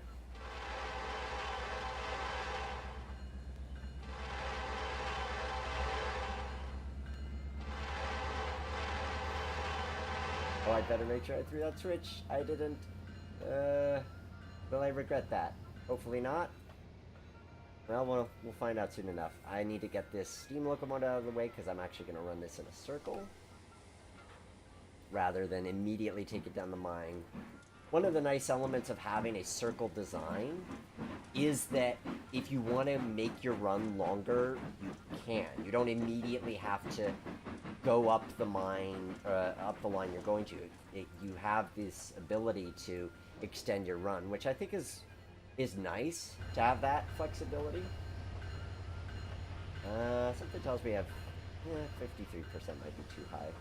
We'll go for like 35%. Nope, I stopped it too quickly. We'll do about there. Okay, so now we're just gonna run in circles because what fun.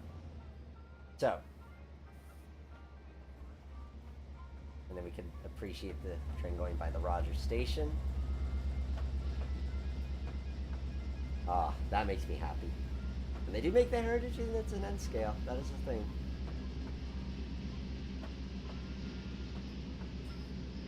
So, taking a moment while we're just running around in circles to read some of your comments.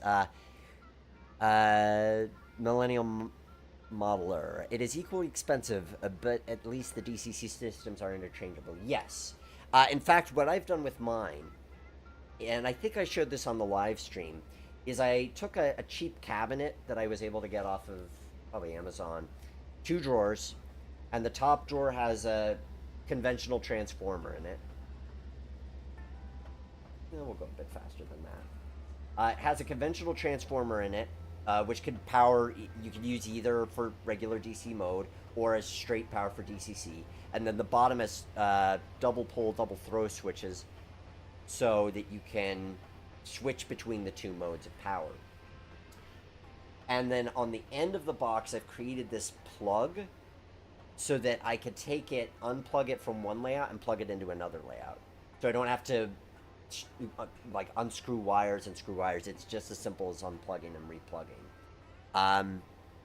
So yes, the fact that I could just take this unit and hey, now it's running an N scale setup as opposed to HO is great.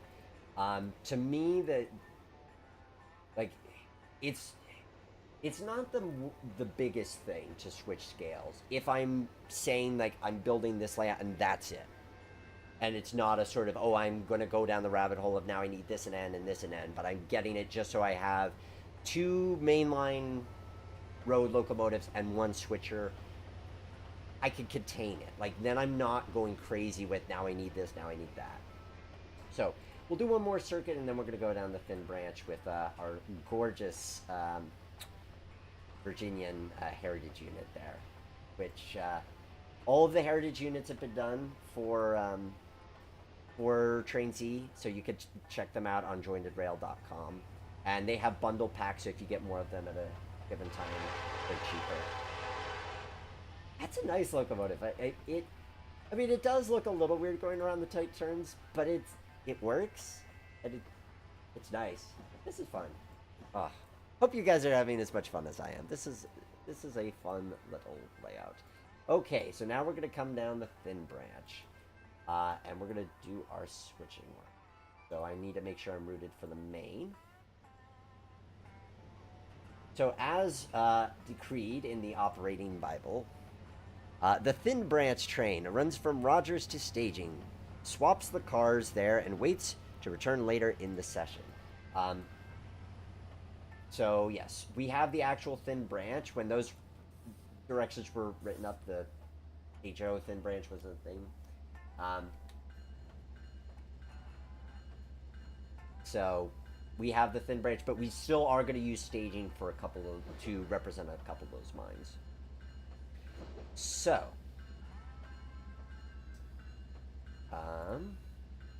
everything's set the way I want it, and I didn't bring in too long of a train, which is good. So what work do we have here? Well, we've got to sort these cars out. So we've got the mine orders, 2 cars going to Holly, 2 cars to ACG, and 1 to Olson Tipple. We're pulling all of the loads. We also are pulling this New York Central gondola out. I'm probably going to do that. Yeah, we'll see what order I want to do that in. Let's take care of running around the cars, and we'll swap out these mine cars first. That feels like a good starting point of things. Love the sounds on them, too. Super nice sounds. Oh, and the cab. I should have spent time on this when we were actually running around in circles, but this cab is amazing. Like, that is a nice cab.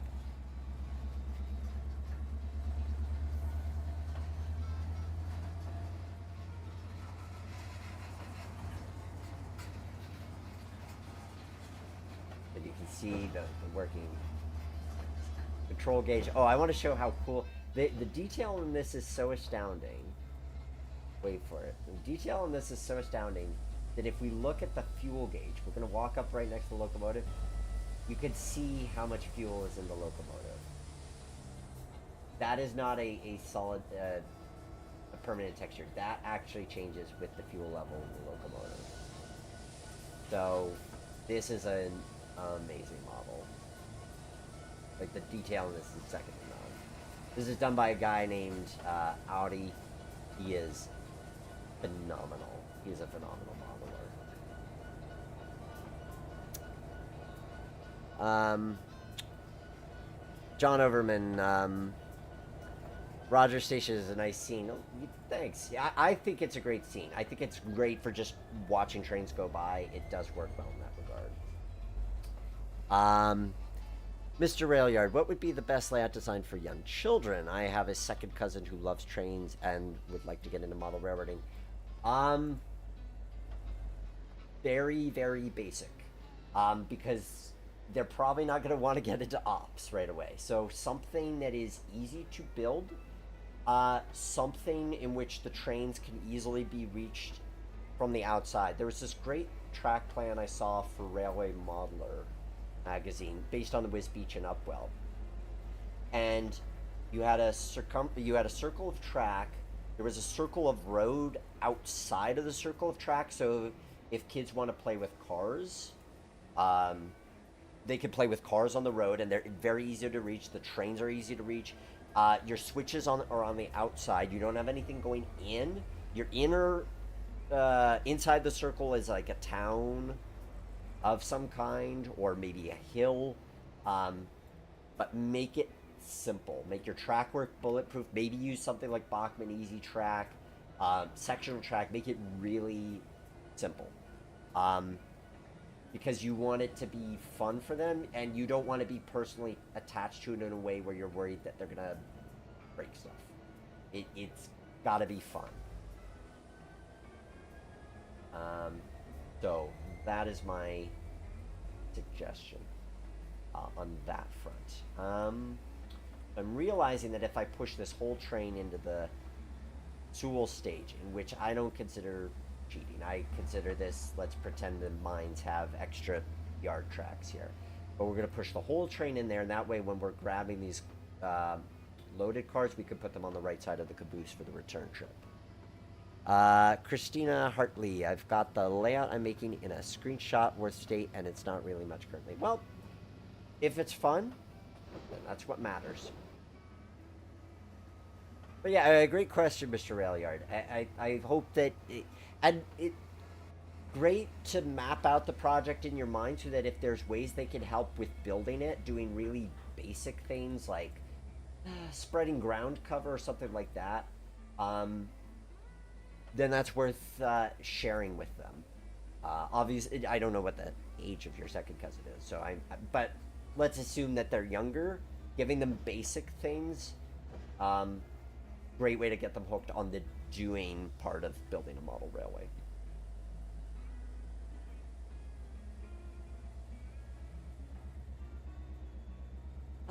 So at this point, we are going to pick up. We're picking up our ACG coal single hopper there, and I'm going to write that down on my line block sheet. So we're going to need to grab the number off of that.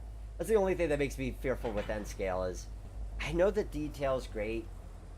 Part of me wants to 3D print a bunch of N scale hoppers to save money, but then they'd have to be decaled, and the decals are important in this case because you actually have to be able to read the road numbers. So in this case, we've got from the thin branch, we've got VGN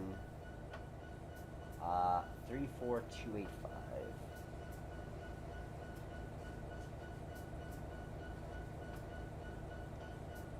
And then we're going to pick up our two loads. Now you could pretend that these are like really far separated. So if I was going to do that, I'd have to take this loaded car back to the caboose, drop the empties, then drop the second empties, then pick up the loads. But I want to keep my move simple here. I mean, this is a plain staging part. You might not even want to use your staging in this capacity, and that's totally understandable too. I mean, you have to kind of think about, like, that's the beauty of playtesting is, does it hold my entertainment to be switching staging? And as long as it's a quick sort of in and out, for me, the answer is yes. Okay, we've got VGN 34422. Ooh, need some water. And let's see what the other one is. 34343. That's an easy to remember.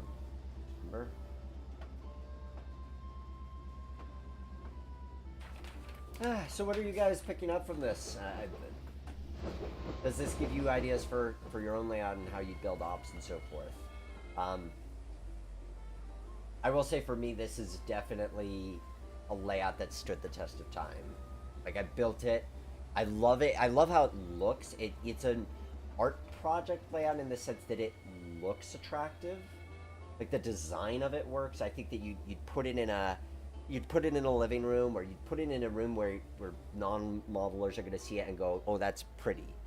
Um, but it also runs really well operationally. Good track lane is key with this. You really don't want to have cars derailing on switches and the like.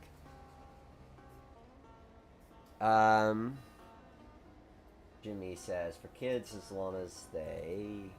Open my other window.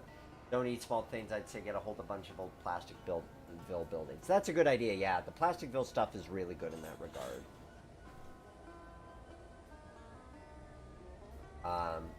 Because it doesn't have to, like, if you're building a layout for a child, you don't have to get centered on the, oh, but I want craftsman buildings, I want to look amazing and beautiful. It just, kids are not going to be that picky.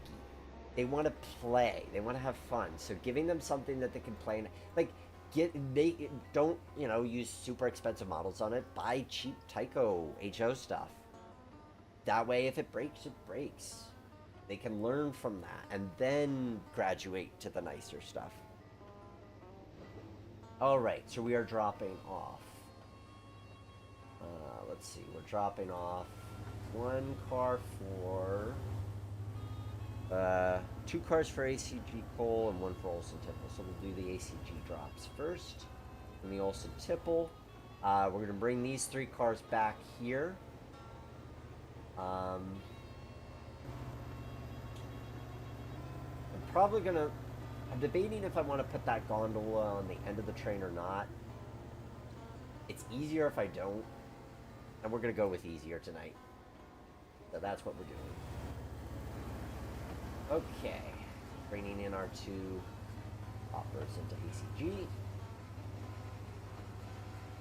And this is why knowing in your mind that this is a mine, like, yes, this is staging. But if you're coming in with a purpose, your imagination fills in the rest of the gaps. And it's fun. Yay for imagination. Let's see. Mr. Railyard, what scale's best for kids? HO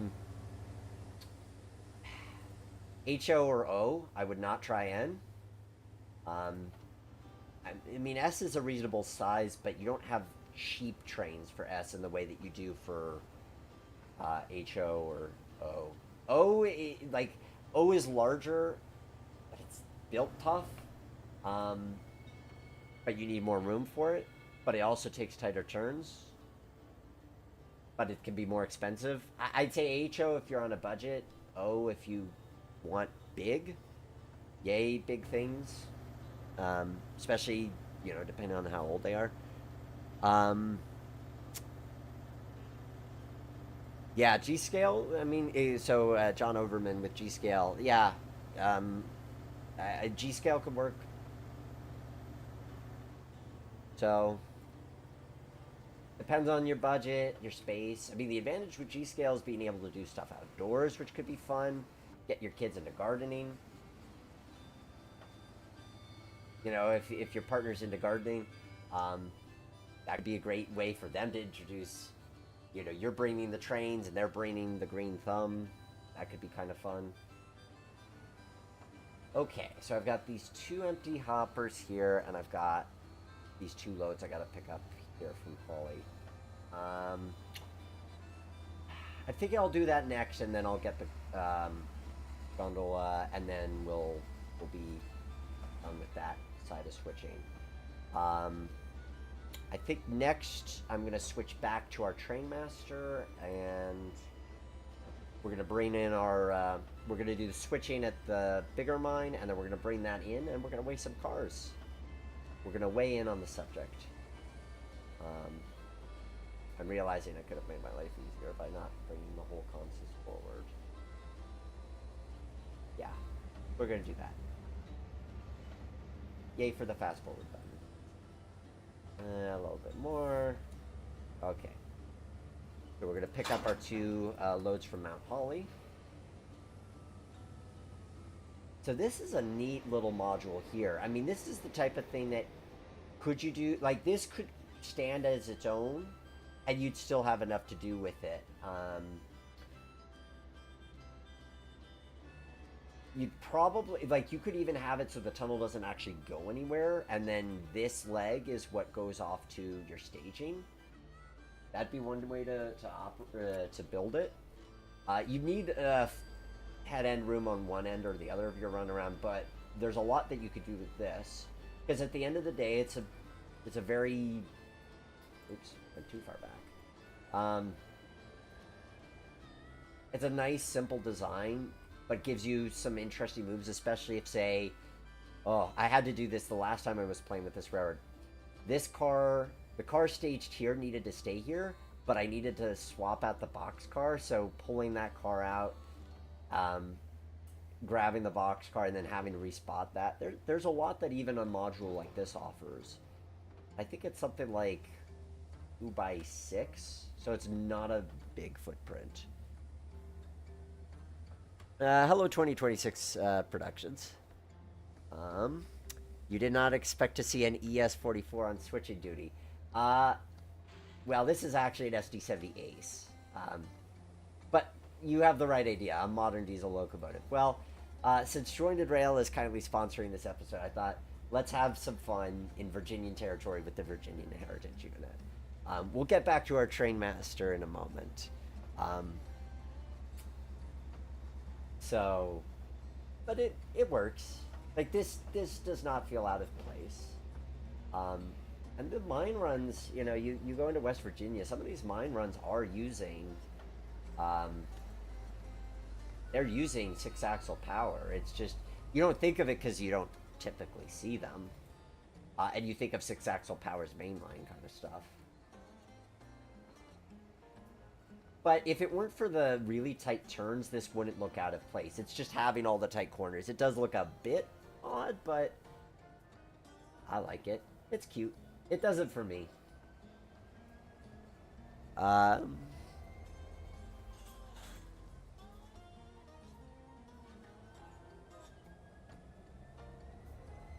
yeah, this is a fun layout. I'm so glad. I think it's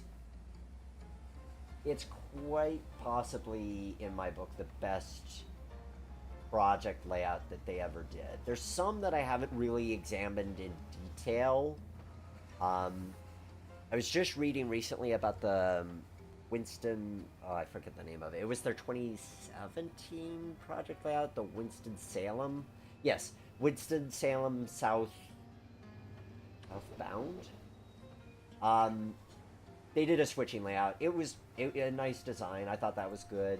There's a bay. There's one that's like steam era. That's Bayshore, I think. I'm still working my way. There's many a model railroad track plan. So many model railroad track plans in a little time. I just got this book in the mail a few weeks ago. Railroads You Can Model. There's some nice track plans in this. So, but of the project layouts they've built that I've spent time analyzing, this is my favorite. Even if we took away the thin branch, which is what we're playing with right now, there's just so much going on with it to love. Oh, I have to make note of the 2 cars I picked up. So the 2 cars we picked up are 34298 and 34022. 8 and 34022.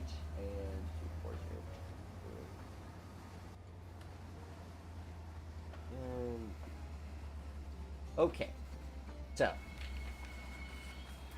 we've got that written up so that then when we get back to Rogers, we can weigh those cars. So now, last thing we have here on the thin branch is just picking up that gondola. Winston-Salem southbound.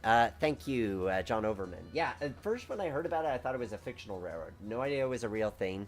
According to you, was jointly owned by NNW and ACL. Interesting. Never heard of it before their project layout. So many railroads we can learn so much about because somebody chose to model it. And then you go down this rabbit hole of learning about the prototype. I love it. Kind of the same way with the Virginian. Ironically enough, I live in Virginia, and it wasn't until last year that I finally read this book. Great book. Everybody should buy this book. You can find copies super easily on the used market. The Virginian Railway by H. Reed. Such a great read. I loved it to bits. And that's not hyperbole. Like, it is a 5-star book. It's such a well-written book. It's a fun read. I can see the world. And very interesting, very different kind of railroad history. It's not one of these stories of like, oh, there was the plucky little line that started in the 1850s and then the Civil War and then...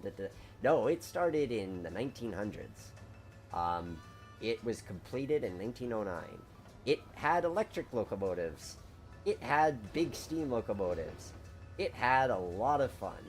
And then it was bought out by N&W in 59. So, a very... But not one... And not plucky. Like, it was this rich industrialist who wanted to get into the coal mining industry, was frustrated by the expensive rates that the Chesapeake and Ohio and Norfolk and Western were going to charge. And so he, did what most people would do and just built his own railroad, as you do. And the Virginian was born. And what a cool railroad. And what a cool roster of locomotives that they had. I definitely, I don't know if any of you have been watching the shorts that have been making on YouTube, the 60-second, like everything you need to know about X in 60 seconds. I definitely am going to do one on the Virginian. At some point I need to do a trip down to the Virginia Museum of Transportation to get B-roll of their locomotives there, because they actually have a sizable amount of the percentage of the remaining Virginian locomotives, including the only surviving Virginian steam engine and the only surviving Virginian electric, if I'm remembering correctly. I think I'm remembering correctly on that one. There is only one, right? I'm sure you'll tell me if I'm wrong about that. So yes, cool railroad, cool history. It will get its own everything you need to know about the Virginian in 60 seconds. Love this modeling on this.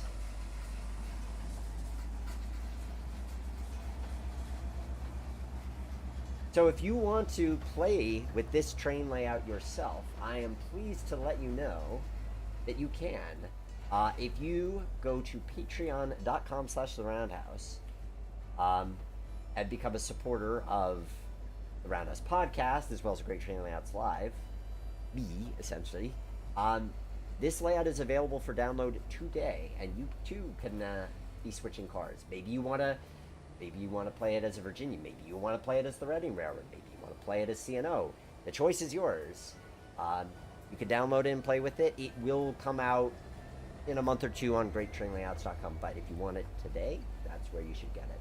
And I would be so grateful. I really appreciate my patrons and those who are supporting what I do with the podcast and these live streams, because they're fun. They're fun, but it means a lot to have that support. If I'm giving you an entertainment enjoyment, and you could afford to kick a little bit towards me, I appreciate that. So, I don't know if it would be the part of me is cringing at the idea that I'm putting an empty gondola in front of all these loaded hoppers, but I do want to show more other elements of railroading. And the computer turns into a pumpkin. Well, not literally, at 10 o'clock. So I'd like to show you some weighing of cars. And then I think we'll get... I think that'll be a good run of things. Maybe we'll do some local switching too. That might be the way we wrap things up. We'll see how much time we have at that point. But we've got our thin branch train assembled. So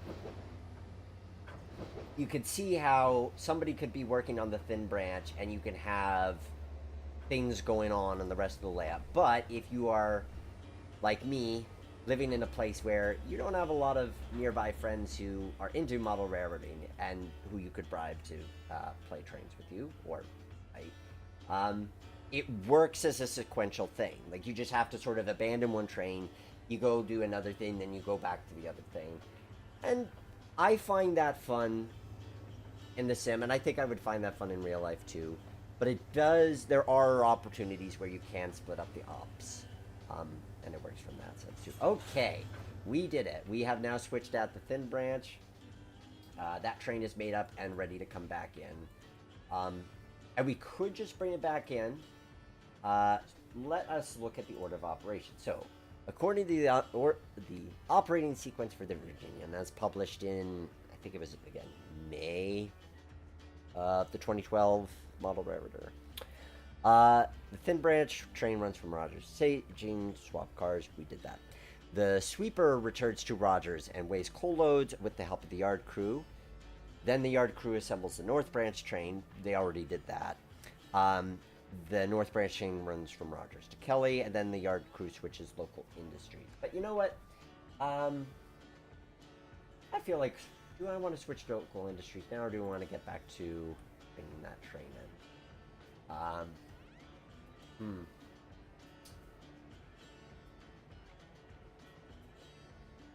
Now what the heck? We'll bring the training because I do want to show the scale operation. So here we are picking up our cars from bigger mines, so I need to get that mine block written up.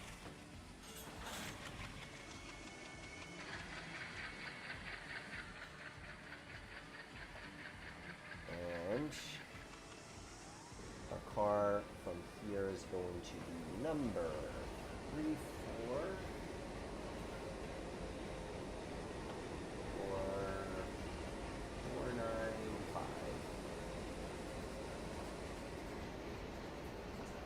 And then we've got two more on the other track.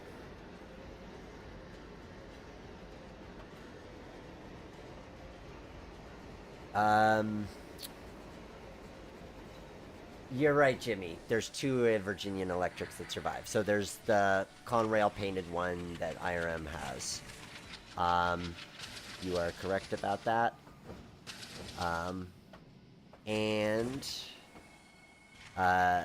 Mike, and yes, the Virginian Passenger Depot in Roanoke also survives. And then Mikey Allen, Virginia Railroad sounds like Florida East Coast Railway, started by Henry Flagler, member of the Standard Oil Company, decided to build a railroad from Jacksonville to Miami. Oops. Didn't mean to press the fast forward button there. Let me write down those car numbers. Yeah, kind of similar story. I know less about FEC other than the broad strokes. 34181. No, this will be easier than the regular train. We've got 34042 and 34181.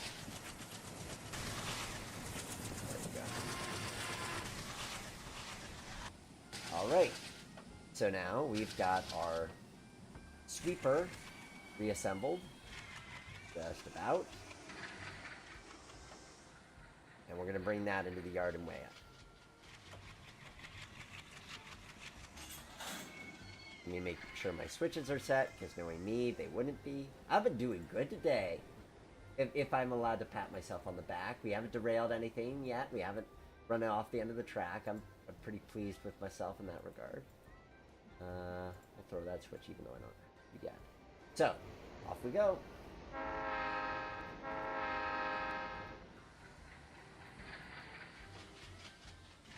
This is such a nice scene too. Like, it would be so easy for this to be Spaghetti Bowl, but having enough buildings, not overdoing it with the track, not overdoing it with the mine, it keeps it all spaced out and feeling nice and balanced as a scene.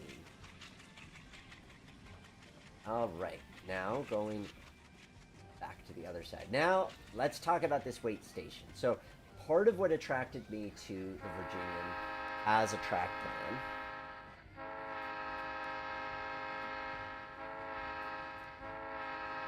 was having the fact that it has a system by which, in real life, there's a sensor underneath the track that senses when a car is present, and then sends a signal to this unit, which then displays a random number to pretend that it's weighing cars. Now, what we are going to do is we are going to use a random number generator that I have open in another tab here. And what I've done is I've plugged in a minimum value and a maximum value. And so I'm going to hit generate on that. And it's actually, if you Google search random number generator, it appears right through Google. So I'm going to hit generate. And then I could say 34495 has 109,627 pounds of coal. And then, actually, I'm going to pause this for a second, because the scale in Train Z, it does work, and you might be saying, well, Nick, why don't you just use this scale?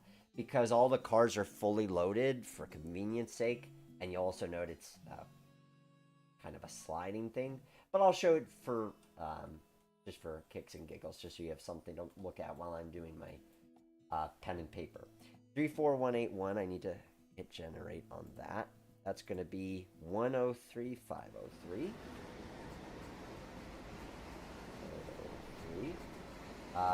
42 is going to be 103,048. 143 is going to be 106,606. And lastly, we've got 44 with 104, 360. So now, I've got to switch back to my main window so I can look and make sure I'm visible. I don't know that you'll be able to see it super well, but I've got the car numbers and I've got the weights. I got that backwards. Car numbers and weights written. So, that mine block is accounted for. Now I just need to get it broken down in the yard, and for that we're going to go back to our handy dandy steam switcher. Make sure that I left enough room for it to get by. We'll push it a little bit forward. I'll bring the diesel back by the station, and then we'll have the steam locomotive break the cars down. So it doesn't actually need to do too much switching of this block, because really all of these loaded cars are going to go out. So really all we have to do is just take the caboose off, put it with those empties just to get them out of the way. Well, actually, not just to get it out of the way, but because that's going to be the next North Branch train. Oh, wait, I forgot to clear the switch here, and I bet I forgot to throw the switch there, which I did. All right. So, I'm going to park this by the station, bring the steam engine out, we'll put that loaded cut into the track, which currently has a steam engine. So you can see, like, the amount of yard tracks is not just for kicks and giggles. Like, we actually need that amount of room to be able to switch all this out and to have room for all these cars in between these runs. So, I'm going to bring this back. Other back. And make sure the switch is set for it. We're going to put this load of cars here. put the caboose on with the empties for the North Branch train. Then we'll do some local switching.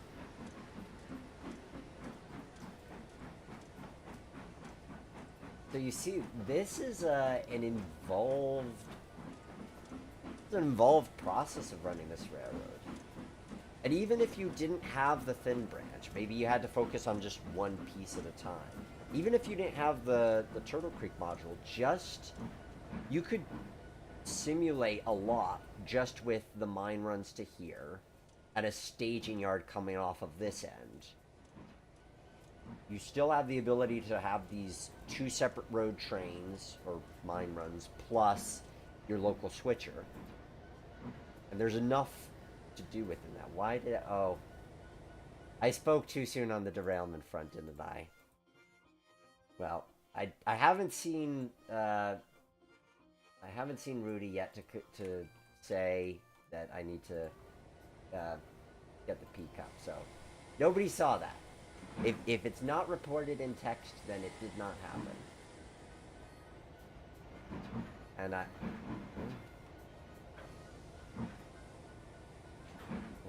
see. Okay, there we are.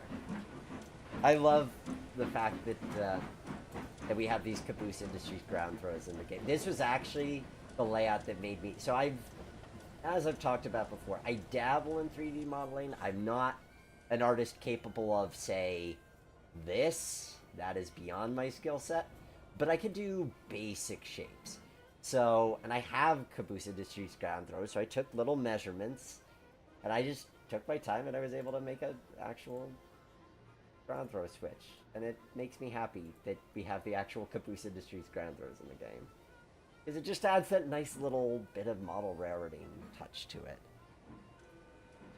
How are we doing with simulations? I think we're doing good. I'm having a blast switching out the cars. Hope that you guys are having fun watching this. Coal and steel railroad videos. So there was a guy who used this layout design for Penn Central and had operating sessions. It's online somewhere. It's the Alliance branch. Yes, I've seen the Alliance branch.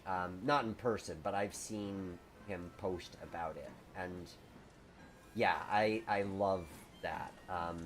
I love that he did an adaptation of this. It lends itself. Because that's the thing with this track plan is it doesn't really have to be Virginian. I mean, if you wanted to be, it can. But really, you could stretch it to just about any coal road that had different mine runs that would collect the cars at a yard and then take them elsewhere. And that includes Penn Central. So, yes. It's a very cool, it's a cool plan that lends itself to a lot of adaptation. And of course, what you could do with this, like if you turned it, instead of being a 4x8 centered in the middle of the room that you walked around, if instead it was an around the layout, or around the room layout, what that affords you to do. Yeah, there's so much creative potential with this plan. Engaging Western voice. I saw nothing. Yes. Yes, you are correct that you saw nothing. That is the correct answer. So this is now... So here's the beauty of this plan. You know, the yard actually has function. So we've got our freight station track here with one car that's... This car's just staying here. This DLW car that's going to the furniture factory over here.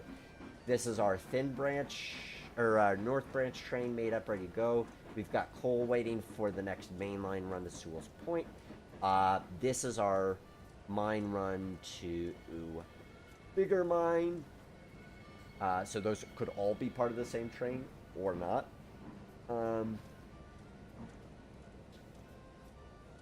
You know, I realized I didn't have to create another hopper car because actually I only needed 7 empty hoppers and I have 8. Because there's only one car going to Turtle Creek and one car going there. Oops. Oh well.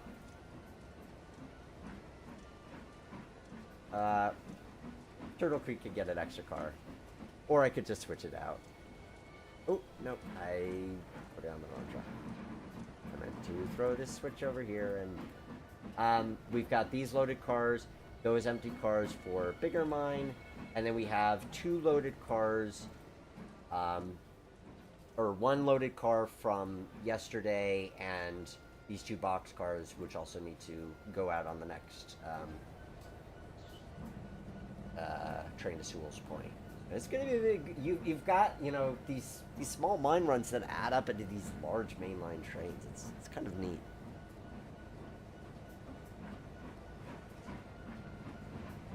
Okay, so we're getting this put in there. So the next order of business is to get the North Branch train on its way, and then we switch cars locally. But we are coming up to the end of the stream, so I think I'm going to reverse the order of that, and I'm going to switch to local cars before sending the North Branch on its way, just to do something a little different. So we're going to pick up this Lackawanna box car. Oh, I'm going to need to move that diesel, because I'm going to need to run around that box car. And the only runaround I have is occupied by diesel. So we'll fix that just by pushing this out of the way. We'll take it to right over here, which will give us room. Or I could squeeze it in the yard somewhere. But we'll just park over here, because that works for me. So that train's stopping. Now we're going to do our switcheroony of the boxcars. So I'm going to grab this Lackawanna boxcar, run around it, then go up to the furniture factory, do that switcheroo, come back, park by the station, and that's going to call it a day. I mean, obviously there's more to do. We didn't get through the full day in the life, but hopefully we've explored every inch of the railroad. We've worked all of the mines and lines, so you get the sense of what's to come. I mean, if you want to continue, if you'd like me to do more of this in the future, let me know. I might bring this back in 6 months or something like that. If you really want to see me do more operations on here, maybe we'll switch it up. We'll do Reading or Chesapeake, something like that could be kind of fun. Oh no, not the same. Oh. Once again, y'all saw nothing. That switch was set the correct way, and nothing else is true.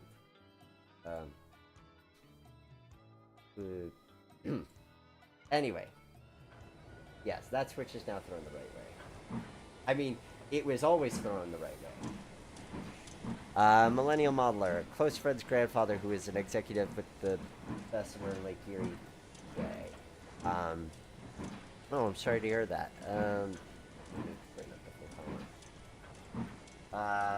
Close friend's grandfather, who was an executive with the Bessemer Lake Erie, passed away. Can we modify the switch list to make that Lackawanna boxcar Bessemer in his honor? Sure.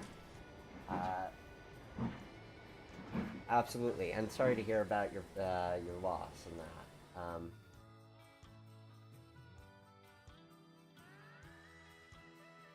So we'll switch that out.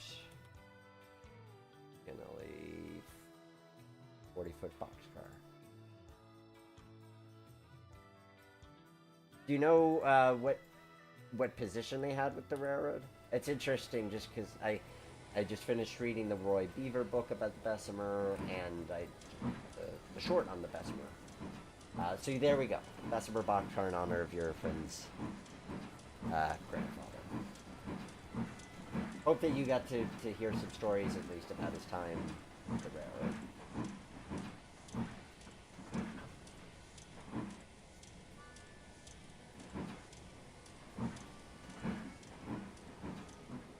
Oh, I should pause here to do a nice trackside view of the environment.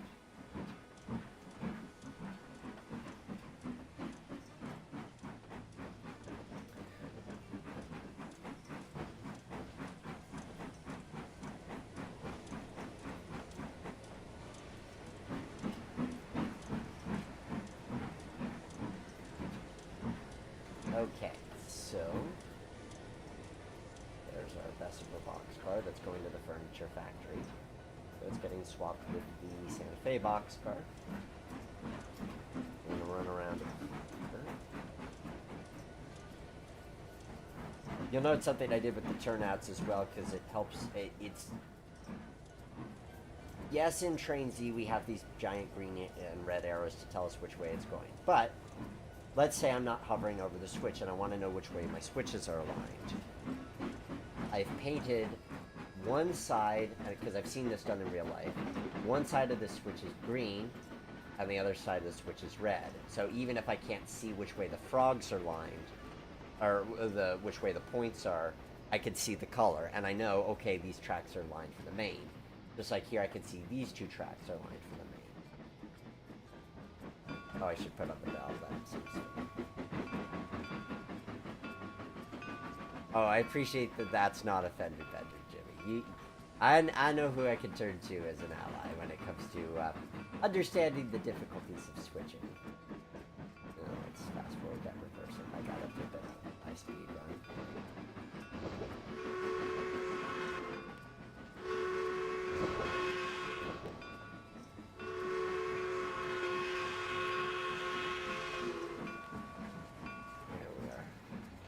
Coming back into the yard, and I should make sure I threw that. I did throw that switch. Go me. We'll get coupled up to this car. There's just so much that you can do with this. So if you download this and you want to run your own trains, go for it. If you create a fancy moves you as far as changing up certain scenic elements of the layout, have fun with it. For your own personal use.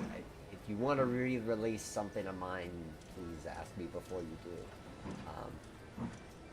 I might give you permission depending on what you have in mind, but I'd like to know what you first. Anyway, so here we are, and we're able to we're bringing this car over. I just love the amount that you can do with this for such a small little track plan. Especially again, this is 4x8 in HO. Like, that is not a lot of room in and of itself. And if you did it in N as a 2x4, I am severely tempted to do it as an N. I'm very, very tempted to do it as an N scale, because I'm very curious to see how it would function. We'll see. I'm going to be starting to do a little bit of things with N. Got a bit of a surprise for next month in that way. I won't reveal what it is, but I will say next month we're going to be doing some N scale stuff, and not just in the sim. We'll have it in the sim too, but not just in the sim. Okay, we've picked up our loaded ATSF boxcar of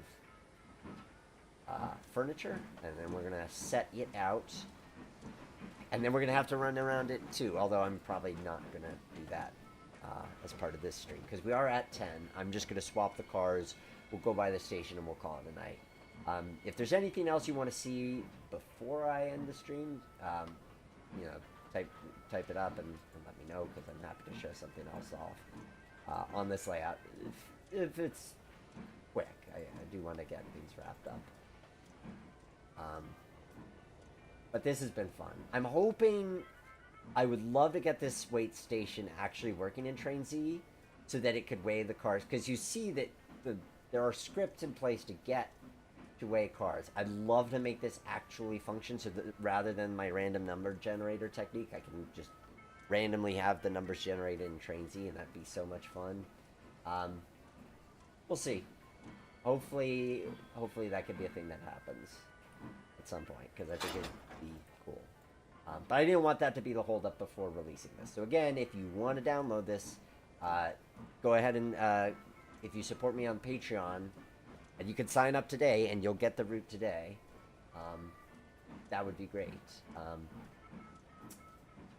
If not, that's okay. It will be available again, probably a couple months from now, over on GreatTrainLayouts.com.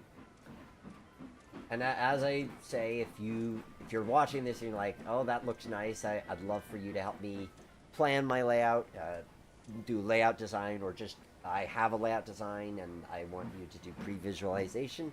I'm happy to take commissions. GreatTrainLayouts.com. I'd love to help you bring your vision to life. We've got the Bessemer Lake Erie friend's grandfather's memorial tribute boxcar dropped off at the furniture factory. And I think I'm missing. Oh, you're most welcome, Millennial Modeler. I appreciate you tuning in to these streams. And again, sorry for your loss. Okay, let's clear the switch. Clearly I haven't set the trigger radius on that switch.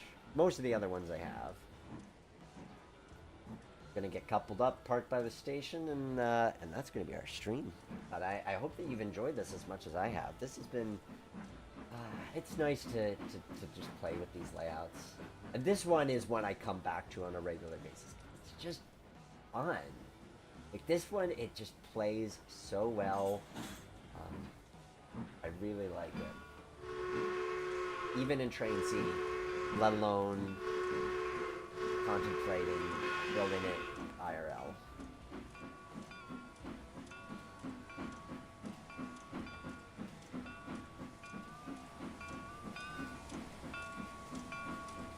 Definitely some streams coming up in the future too that are going to be more about exploring operational patterns and playing with layouts.